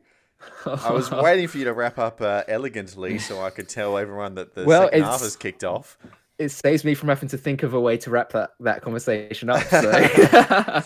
The Newcastle Jets won all, and who else? Stamatolopoulos just too short of the golden boot now. Does it again. It's a great goal, though. That's right. Tell us how you really think, Will. It's not much to do with that. Like, Stam was so strong in the air, and I didn't see who it was at the back. Was it Clayton Taylor assist? I think it was. Yeah, he's been threatening all day. Bruce stepped off him there a bit, and that's Farrell at the nice back, patience. Oh, Stam all over. Oh, it gives him a little rub on the head as he goes to collect the ball as well. I think the killer there was just how passive Storm Brew was in defending that cross from the get-go. He just let it go into the box there. You got to bite as that, like Clayton Taylor goes to, it fakes the first one. That's when you got to bite. You can't let him have two chances at it there. No. Sat off him, and I don't think Farrell really did much wrong, to be honest. No, and had the chance to force him onto his wrong foot as well. Yeah, get him back on the left, and just stood there and waited. There was whispers of offside, but they've been waved away, and the goal will stand. But that makes it very interesting now. One more goal to the Jets, and the Premiership would be going to Wellington. This is what we wanted, right? This is, at least, Lockie and I did, Will. So we just need a Bulls goal to tie it up. Well, sorry, get it closer, and then it'll just be within one kick. But to go back to your conversation, Jacob, I think the ownership isn't there yet, where an owner can come in and reliably make money, but very rarely do clubs anywhere in the world report operating profits. Yeah, it's a lot about the assets and the brand of when you sell it down the line. But I think the fact that the Pellegro group are coming in and they paid $1 for the Perth Glory, but they've committed to spending $25 million in terms of putting it into the club, which is great. We know that Bill Foley, the owner of Auckland, as part of his global network, he's going to be pumping money in. Yeah, and so I think there is positive signs that the people with the money, or at least some people with the money and with the business smarts, are still choosing to invest in the A-League. Yeah, I think Australia should take a lot of lessons from what's happened in England over the last 20, 30 years with regards to owners coming in thinking it's going to be an easy payday for them, not investing into the club, and clubs folding or suffering massively. You think of clubs like Blackpool, had big problems. Reading recently are going through it as well. That's where, in some ways, being so stubborn with things like the Jets, having a couple of deals go through, maybe in some ways that's a good thing, because it means only the ones that are really dedicated to keeping the club alive are going to be the ones left. But it's also not ideal that it has come to the point where it's been so long since the Jets have started looking. But you're right, Lockie, that a lot of teams around the globe don't have operating profits, but I think it's sort of a misconception from these sort of billionaire business owners that people like sports, they watch sports, I'll make money from the ticket sales, and it's like, it's a bit more complex than that. Yeah, I think yeah, exactly. Like in England, they've seen people make money, so that's that expectation. But I think if you're looking at A-League ownership, you kind of know what you're getting into. Like you're not in it, especially with the broadcast deal in its current state. You know the numbers there, right? Like a team loses $1 million on average a year. So yeah, I think the A-League ownership is probably has more trustworthy people coming in than the England like Championship and League One stuff. But you were mentioning before, Lockie, Pelligra buying Perth for $1. Reminds me of the fact that Chelsea at one point was bought for like £1 as well before it was sold to Roman Abramovich. So maybe this is like an omen that Perth one day Perth will be worth hundreds of millions of dollars. I guess we'll just have to wait and see. Absolutely love it. So Australian teams are definitely a different type of investment. I think the money to be made is more of those multi-club structures. I think that's like Bill Foley said. I think that's where, because running costs are lower than overseas. Like obviously match their revenue, all that stuff's down. But then also sell one player a year develop one player, so offload one, and that covers all your costs. Like Melbourne City, they've done it, a bunch recently where the whole 3 seasons paid for by selling one player, one academy product. So it doesn't take much to make it it's a lot smaller stakes. You're risking less. Stakes. Small stakes, but you're risking less. So you look at the Wellington game right now. Like earlier in the season when they played, I think it was the Mariners on their national holiday. The people at the top of the Wellington board were saying that if we can get 20,000 people into Sky Stadium one time, that'll cover us for a year. Yeah, exactly. We're close. We can be close. Yeah, I think that's a good point actually, and that for some clubs it's like stadium rent is way too high for what it should be. And I know there's always the discussion about owning your own stadiums and having stadiums that are suitably sized, etc., etc., etc. But that is a huge cost that a lot of clubs have to eat. Is that they're renting these stadiums out for probably more than they make in ticket sales for each game, and it's if these owners can come in and identify that as a big reason why money is just sort of going down the drain. You mentioned Lockie at Western United building their own facilities. It's a big upfront cost, but down the line it's going to be massive for them. I think they're budgeting 140 million. Yeah, like it's such a huge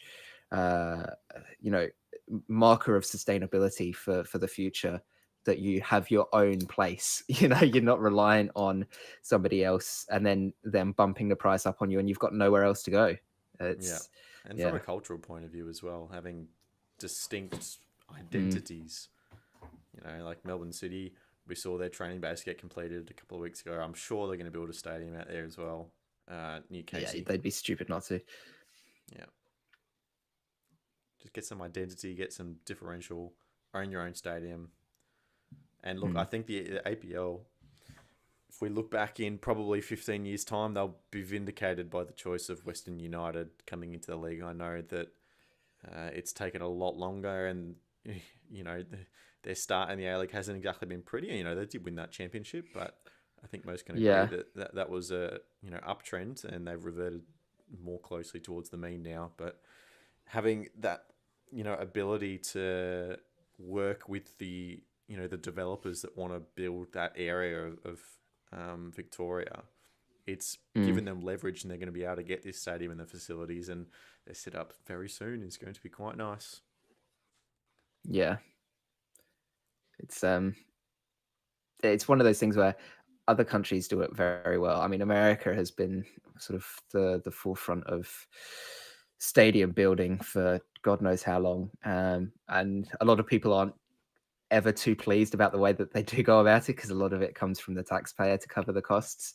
But it's such a big part of being able to, have profit is that you don't have to, spend all the money that you're making from ticket sales on, renting the stadium out in the first place. And yeah, you're right. It does give that identity to a club as well when you can associate a place or a stadium with a club like you can elsewhere in the world. I mean, there's very few examples here. I mean, Western United now have their own place. Adelaide and Coopers are pretty iconic. Yeah. Perth and HBF as well. But even like the Sydney teams have struggled with rebuilding their stuff and sort of ground hopping for a little bit there. And now that they're back, we're seeing increased crowds from them and better atmospheres and stuff. So it's definitely, like you said, it's definitely a good thing for the league, and it's something that they need to focus on. Yeah. Good save from Ryan Scott there. Will, welcome back. You just had a quick pop out there. Monique says they need to focus on the youth and link them to an A-League club. So many kids play soccer and have no idea what their local club is. Mariners have done that well, but lots of work to be done. Yeah, 100%. Look, a lot of the clubs do a lot of work in the community. MacArthur is a big one to point out this year. They've gone through extensive efforts to get involved with local schools and programs and try to get their brand out there. But you're right. There's, especially with all the participation things we talk about in football, there's already a big number. It's gone up 20% this year off the back of the World Cup. And, they don't know who the A-League is. They'll go along to their clubs, senior teams in the afternoon probably, but the A-League is kind of an afterthought, especially because it's been played out season. So it's definitely tough, and this overlap period as well is pretty crucial. Yeah. Monique also says AFL did it in the 90s and it had a huge impact on the growth of the game. 100%. You get AFL players going out to Auskick and doing those kinds of programs and just growing the brand of the teams in the league. It's a very cost-effective way to do it as well, I'd assume. Yeah, and I mean, it's just buys goodwill, doesn't it, from the community to go. Well, we were talking about it here.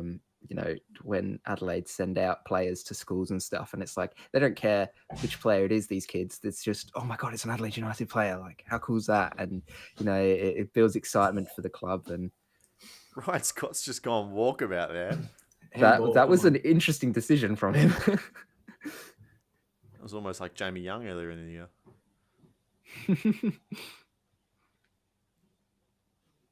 I wonder if Alu Kual knew where he was. Oh, that's brilliant there. Is that tap?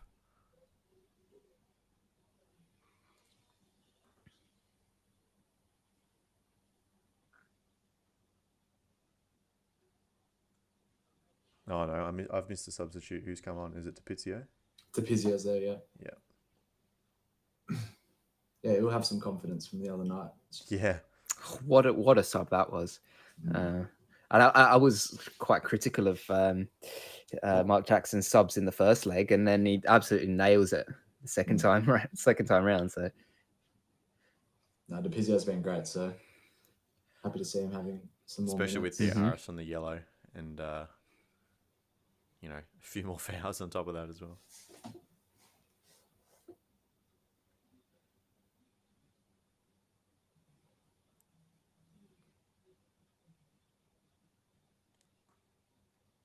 And if you're Mark Jackson, how hard are you trying to win this game? Because a loss takes you out of it. So you can't afford to push too hard. Yeah. It's also a case of like not sitting back to try and keep your lead. Like you still got to keep playing. I think that's like one of the biggest mistakes. So I think naturally the best way is to keep pushing, keep Newcastle on the back foot. Don't give them too much time and space. So I don't think the Mariners like sitting back at all. Haven't seen it much this year. I think they'll still go for the 3 points for sure. I think that's basically what I said at halftime as well, wasn't it, Lucky? Yeah. That, that we haven't seen the Mariners do it often, and when they have, it hasn't looked particularly effective for them. So it just makes sense to keep doing what works, and that'll get you over the line. Farrell again doing well. He's given that away though. I think I'm a little bit ahead. Yeah, that's not.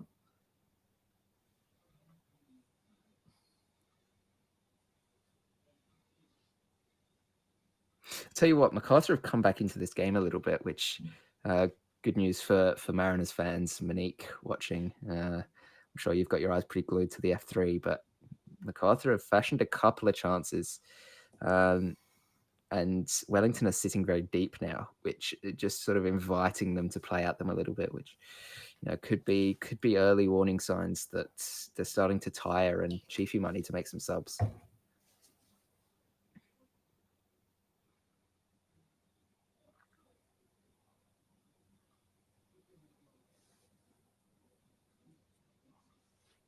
Of course, they're going to be the only team as well to have a week off. Yeah. Because they got the elimination finals and the Mariners have to play the AFC Cup.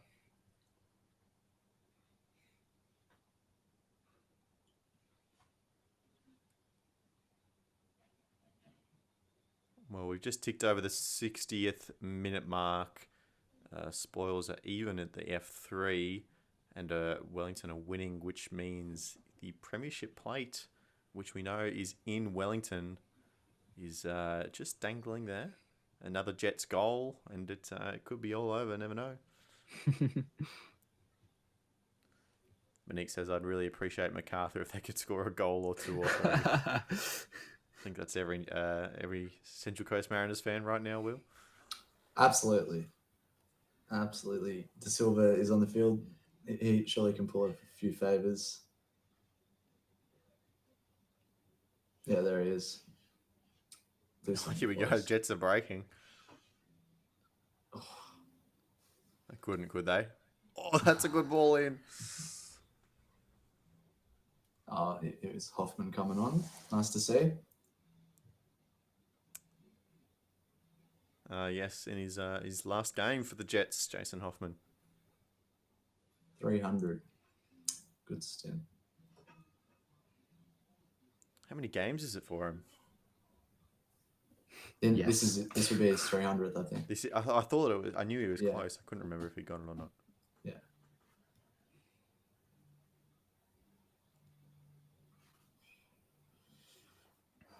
Yeah, big man, little man on for the Mariners as well.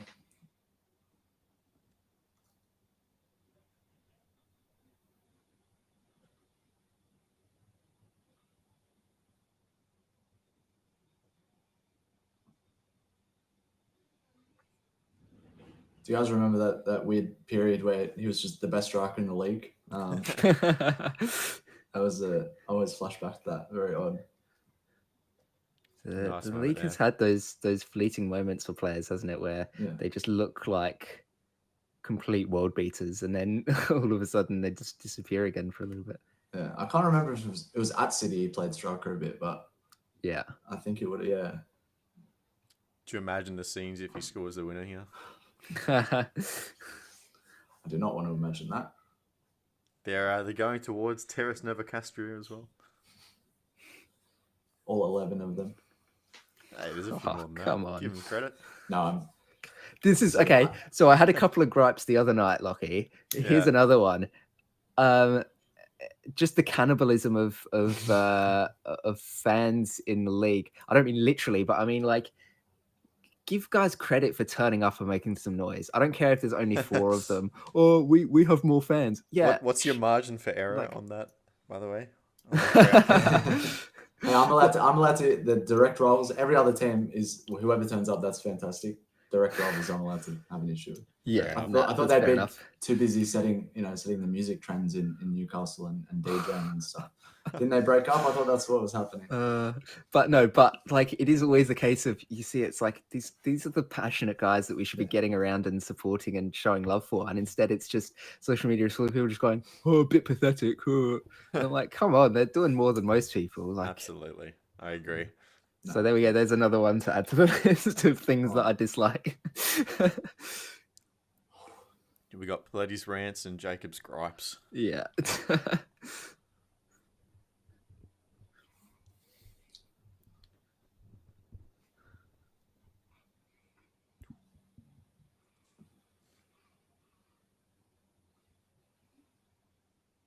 Game's in a bit of a lull now, this Wellington one. They just sort of saw out a couple of strong MacArthur chances, and it's now in a bit of a stalemate in possession for both teams, which Mariners fans won't be happy to hear. And Wellington don't lose games from here. Very 2-0 rarely, up yeah. at home. Half an hour left.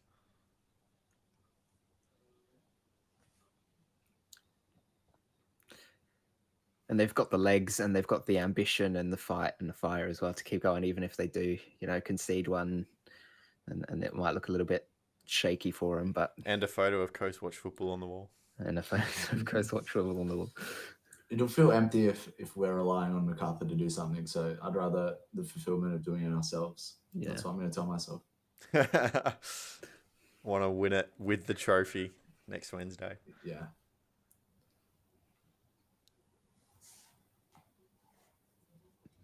Clayton Taylor looks so dangerous. So Jacob, you mentioned that he signed in New Zealand. He has, but there's also been rumours that he could be bought at the end of the season. Oh, really? Yeah.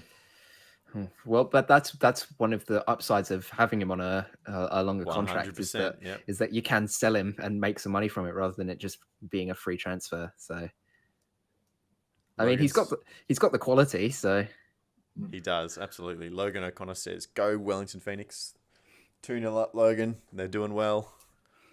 I wonder, are you a Wellington fan or are you a Newcastle fan?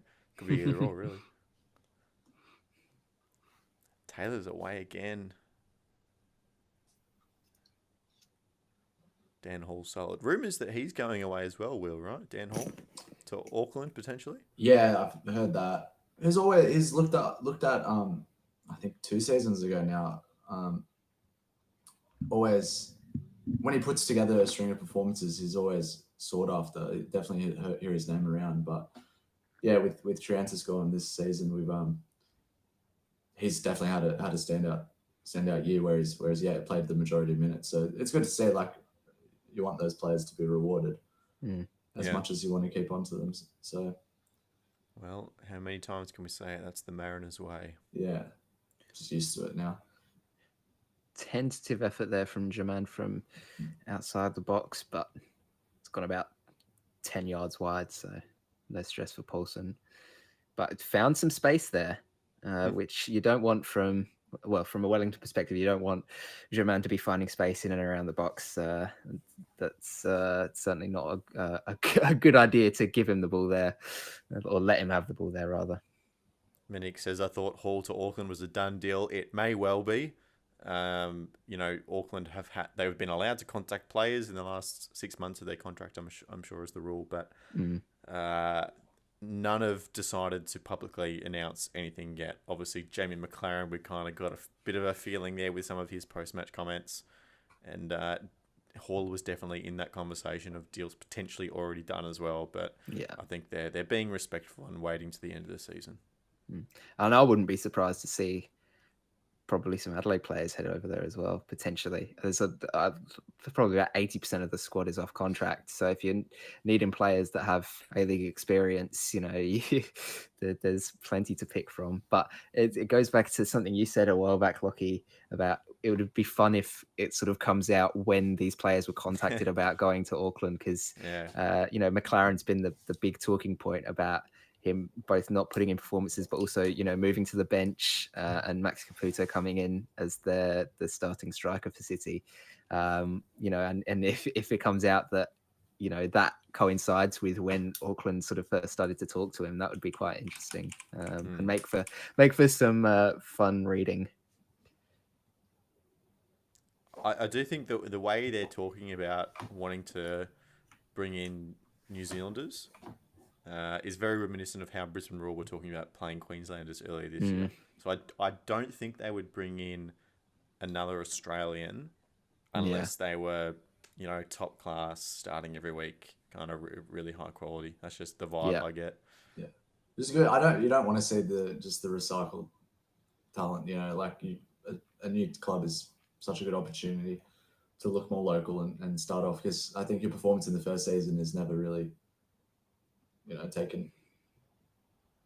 Sorry, breaking away. Is taken too seriously. So you got a season to, I think, bet it in a bit. So it's a good chance to. Jacob Farrell and Carl Jenkinson getting stuck in. Absolutely mental that Cole Jenkinson plays for the Newcastle. It is very Just- bad. It's very crazy. Cool vibes. Predicts 4-0 Wellington. I don't know if they'll score 2 more just because how they play, but there's no way they're losing from here. Wellington as have you it said locked that, up for me. as you said that, Paulson had to make a last ditch clearance as Germain was just. It was some again sloppy possession in the defensive third for Wellington, and Germain was closing Paulson very very quickly there. And I think this dominance from Wellington just goes even further to prove how big the last few results for MacArthur were. Like they got that, win with 2 red cards. Yeah. And the comeback from behind. That is so important for them because I'll get up the ladder so I can have a better look at it. But they were seriously teetering. And then knowing they had to come to Wellington away from home in the final round, they just had to get those points. Mm-hmm. But in some ways, that can be a good thing for a team, is knowing you have to have that performance. It's a bit like Wellington tonight, knowing that they basically have to win to keep their hopes alive. So yeah, they played Adelaide off the back of 3 wins in a row, as we said, confidence team, and then they played Sydney where they got those 2 red cards. So to get 6 points from that is outstanding. Yeah. And the Adelaide game, they went behind as well. It was a 1-0 lead for United before they then came back late in the game. So it's they've had a good string of results, and 35 points, by the way. If they lost those games, 35 points would just be 1 point inside the 6. Just seen that challenge is that there. Tomato? Come on. Yeah. Oof. I don't know. Cynical. I think a yellow is pretty. I think a yellow is fair. Last man. It's on the halfway line, running towards the sideline. Hanging on to anything I can take.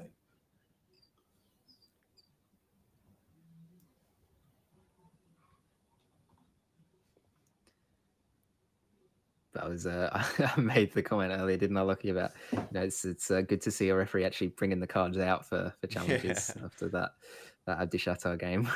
Yes, that was interesting. Oh, Bulls are getting some pressure, aren't they? They are.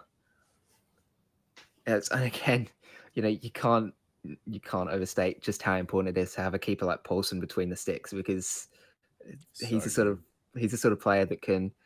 I wish that there was something like, if anybody listening knows baseball, there's a great stat called wins above replacement, which is where you can evaluate a player's performance based on how many more wins you're likely to have with them in the side than just a normal player. Right. I wish there was something like that for football, because Paulson's numbers would be through the roof, because he's just such a good shot stopper. The number of games he's kept them in this season. How do you even go about measuring that?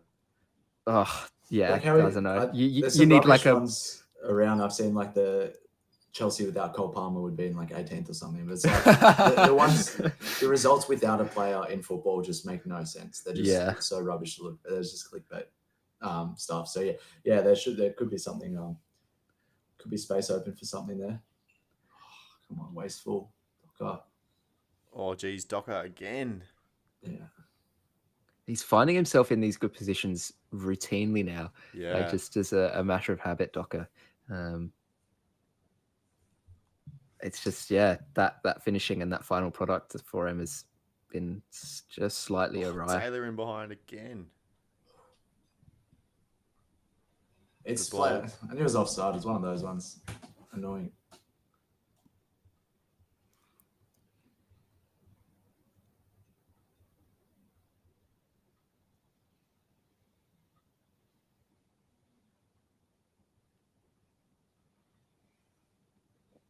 Well, the lineups for Melbourne Victory, Western Sydney are out as well. Interesting one Oh. for Victory. Rolly Benavazia starting in midfield in place of both Ryan Teague and Fabian Monch as well, which is interesting. You'd think Teague would come straight back in. Yeah, and that double pivot has worked. I mean, since there've been those rotations we spoke about a little bit ago, has looked a little bit more fluid in the middle. Those two. So Sorry, I've just glanced down because my lineup is all over the place. Chris Economides as well gets a start. That's a real shake-up. We know about Jason Gary's absence. He's suspended with a red card, so Connor Chapman comes in. But yeah, 3 changes. Bonavazia and Economides get a start. Interesting. Is there anything to play for Victory in this game? Since MacArthur are down, not really. Yeah. True. That's a good point, actually. Because MacArthur have lost this game, well, look like they're going to lose this game. Let's not say it yet. Yeah, third place looks to be locked up. Yeah. And the Wanderers, they're fighting for the last spot in finals, hey? They With are. City. Yeah. They could knock out City. Maybe that's why Popper's gone a bit easy. Well, I did say that what was my prediction this week? City would lose but hold on to that spot because the Wanderers would lose. So I think a Wanderers draw or a loss actually would keep City in the 6. Maybe Popper had some negative contract talks with City, so he's just saying, "Oh, the Wanderers can have a win." I think that's what it seems like. That'd be hilarious. And I think starting Economides is definitely one way to try and lose a game. I mean, an interesting change as well. Sapsford gets a start ahead of Anderson. We saw Anderson was dropped on form a couple of weeks ago. He came back in for the Derby, I think it was his return game, and he's played a couple of times since then, but he hasn't looked great, and Sapsford gets a start. I remember watching Anderson play for the Wanderers in the Cup in pre-season because they played against Adelaide, and he looked very, very good, and I thought, this guy could be a problem for the league, but he's just not panned out in regular season play. He's just been inconsistent, lacked finishing, and I mean, harsh enough that a lot of people are calling him one of the worst foreign signings in league history, which is pretty harsh. Because I think that's very harsh. There's been some shockers. There have been some doozies for sure. Modern times, maybe, but how about Bonavazia? Like as a Victory fan, yeah, I was happy to see him back. I think that was he's a streets won't forget kind of A-League player for me. He's on fire. He was awesome to watch. So, but yeah, hasn't done much at all this season. Yeah, look, he hasn't had a lot of opportunity. What I would say about him as well is that we've got 3 really exciting young players that play in that kind of position. You know, Ryan Teague, Brimmer looks to be set in a kind of more advanced role, but in that base of midfield out of the ball. And then we have Teague, Monge, and Geordie Valadon as well, who's looked great. He was in the Oilers setup. So I was a little bit confused when I saw him come in. I'm kind of here nor there on him, really. It's just some fun times. I think fun times. Yeah. But absolutely. Like Teague is one of the first names on that team sheet. So you have to say it's just a rest decision before finals. Yeah, after the travel as well. Yeah. Wellington in a 3v3 here. Whereas, that definitely didn't help the Mariners with Qual and Farrell not looking kind of at their best. Farrell especially. Credit to MacArthur because they have not. I mean, it would be quite easy to think you'd almost sort of give up at 2-0 down away from home in New Zealand. They are still, every single man to a T there was back defensively to stop that chance for Wellington. They're still fighting for it. And they've looked much more likely to score in this second half. A couple of good chances for each Fisherman and Davila as well, who are probably, you'd have said before the game, the most likely to score for MacArthur anyway. So Another Ollie Roon name, Nishan Volupale.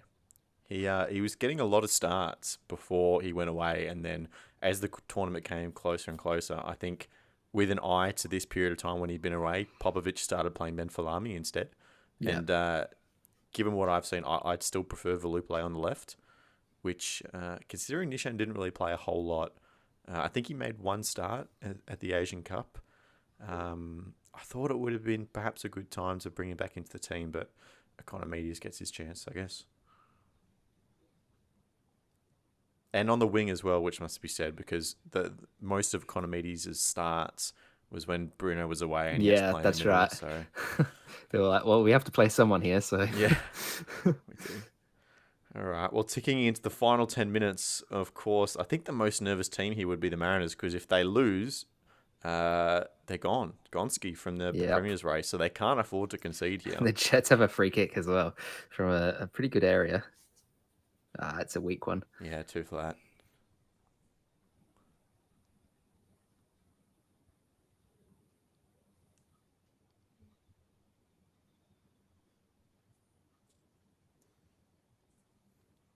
Jason Hoffman.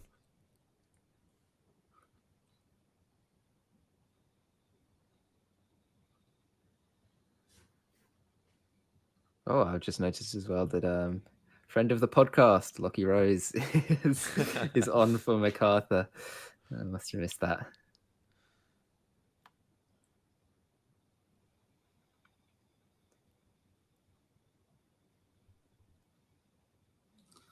I think, yeah, the more the clock ticks down, I think the more you'll see Mariners leave numbers back for sure. So already looking like happy to slow play down and hold it at the back. Jets aren't really pressing the Mariners back line that much, so they're just holding that structure, and I think they'll take the point at this. Yeah, I know we said you got to keep pushing, but I think they just have to say we're in it and it's in our own hands. We can go and play Adelaide at home. I think the Jets are just proving to be pretty stubborn, and the game management has to be to recognise that, and we go again next week, I think.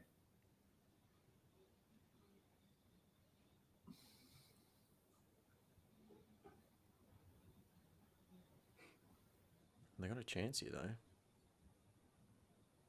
Barcelos, we haven't seen a lot of him in recent times. I mean, not just this game. Has looked electric when he's come on late in games. And the shirts are off in Wellington. Let's go. There it is. It's a goal for the Mariners. It's a good hit. Deflected in. Big deflection.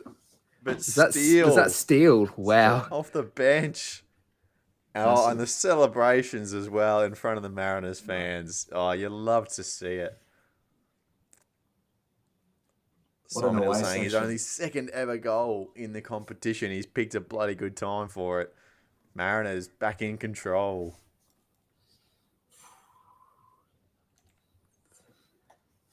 Wow. And breathe, says Monique. They got the lead back. Just as the yellow fever rip their shirts off in the east. They've just got the news in Wellington. Transistor radios. Who's got them in the crowd?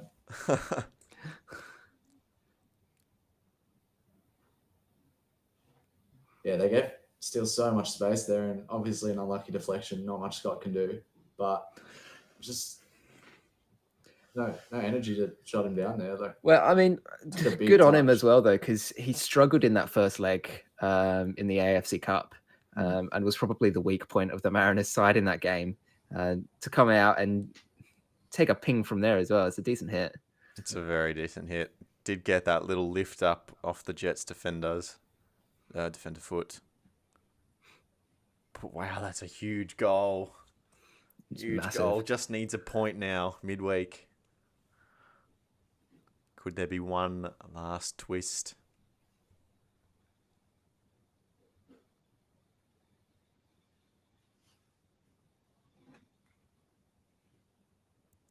Much change in the Wellington game, Jacob? It looks like it's been it's been steady. Like I said, it's been sort of a stalemate. It's opened up a little bit in the last 15 or so. MacArthur with a few chances. Wellington, I think, are just starting to tire a little bit. But I mean, a 2-goal lead this late in a game, And like you've said repeatedly, Lockie, especially at home, they don't drop points very often from this situation. How's the heart rate going, Will? I was worse before. It was worse before. On edge, like if we concede a goal, it's over basically. So yeah, that was much worse, but it is settled down a lot. It's crazy what one goal can do in football. Yeah. They were teetering on the edge. Every Jets chance met with a hold of breath. But now they're in not cruise control, but they have their destiny in their hands. And the Wellington are relying on an Adelaide result, which I feel sorry for the Knicks fans. Well, we've seen some antics with the various clubs' social media admins during the week between these 4 particular teams. I'm sure we're going to see some more between Phoenix and the Reds as well.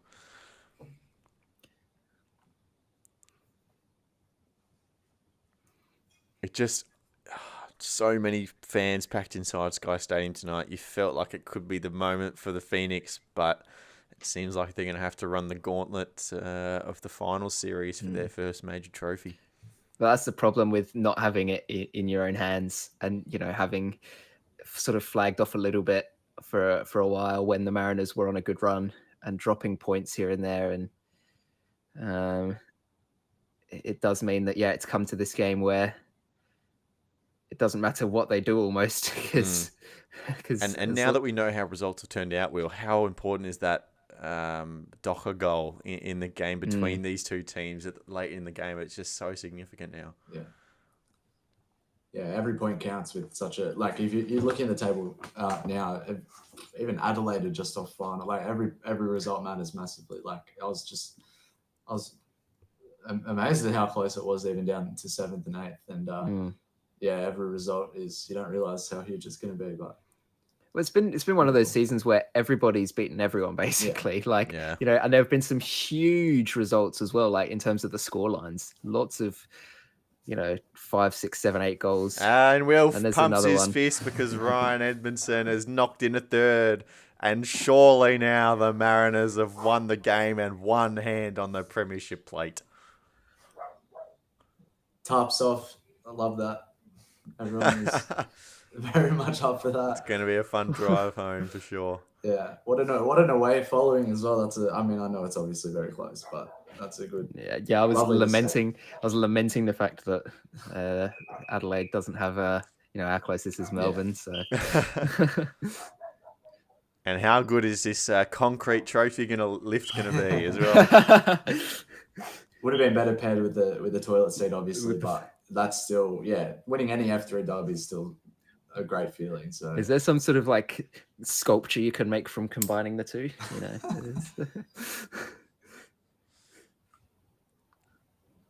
Well, I think some observers of the F3 trophy have called it a piece of S, and if you put that down the middle of obviously not the Premier's plate, but perhaps the Championship, if they get there, could be a fun analogy there.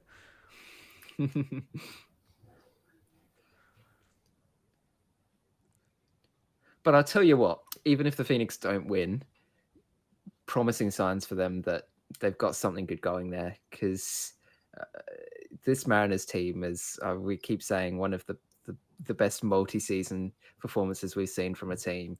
And for the Phoenix, a team that, like we've said, people predicted to finish last this season, to run it so close, it's definitely, not anything to hang their heads in shame about. And with maybe just some more consistent performances next year, who knows, that it could be them upsetting the Mariners rather than the other way around. Yep, get in, says Monique. I think you can rest easy now. They look like they've got it done. And we've just seen Clayton Taylor make his way off the pitch as well. The rumours that we've heard is that the Newcastle Jets will be okay, but perhaps his last outing in a Newcastle Jets shirt, definitely one of the better players on the field for the Jets, causing plenty of trouble down the left. And, if he does go away, probably a fitting goodbye as well. Definitely is somebody I watched it at the NPL level a lot as well, and in the under-20 Sydney team. And I'm not going to say surprised, but has definitely just made that step up. Yeah. fantastically, because he did look like a player in the NPL, but you just never know how they turn out. But I think it's good signs for that, for the under 20s Sydney teams and the other academies. A lot of their players are coming straight into other teams and starting and looking great. So definitely a future to be excited about there. I think it's starting to see some of the first batches of proper academy teams who have played competitive games and come through, just playing proper minutes against men. So they're happy to slot straight into this A-League comp. So it's great to see. Yeah, I mean, you can look at the NPL performances and then just look at Sydney FC's under 19s going away to Europe as well. And I forget the name of the tournament they were playing, but they were playing some very high class academies over there and came second in the tournament. So it just goes to show what good academies can do. All right, tickling into the 90th minute in Newcastle. 2-goal leads for both of our Premiership contenders. I don't think we see any late change to these results, do we? Probably not. Not now. Yeah, a bit late for it. Oh, Depends how long the stoppage time is, I guess. 5 minutes for the 5 minutes in Newcastle. There we go. I mean, it did only take the Jets 30 seconds from the kick off from the half to score. So.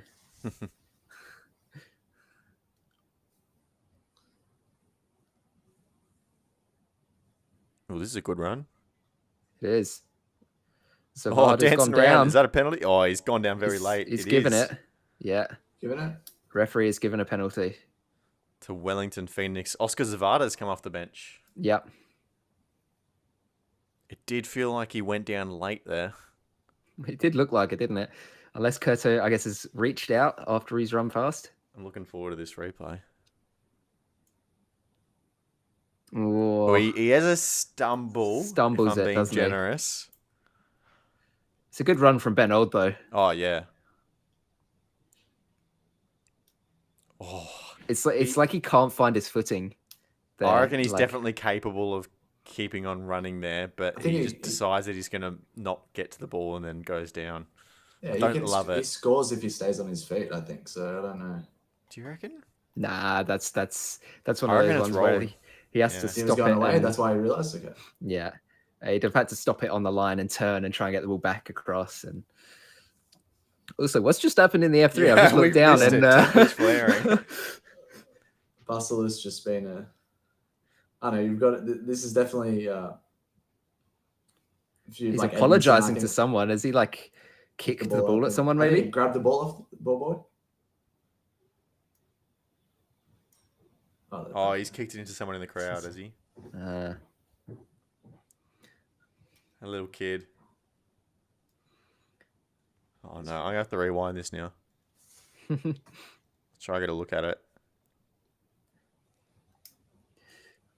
So it's a big clearance out from Jacob Farrell. Oh, yeah, Barcelos has tried to clear the ball and he's just absolutely pumped it into the front row and hit a little kid in the face. The kid looked okay. He wasn't even crying, so that's good to see. You got to clear it up, though, surely. Yeah.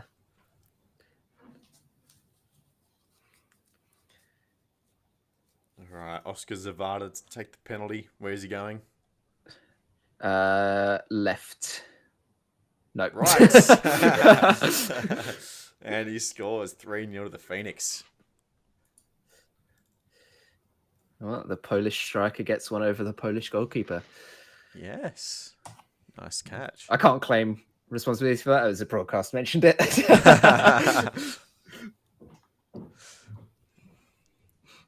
All right, well, 3 goals then. So it looks like wins for both sides. It's going to come down to Wednesday. I think this was probably what we all expected to happen.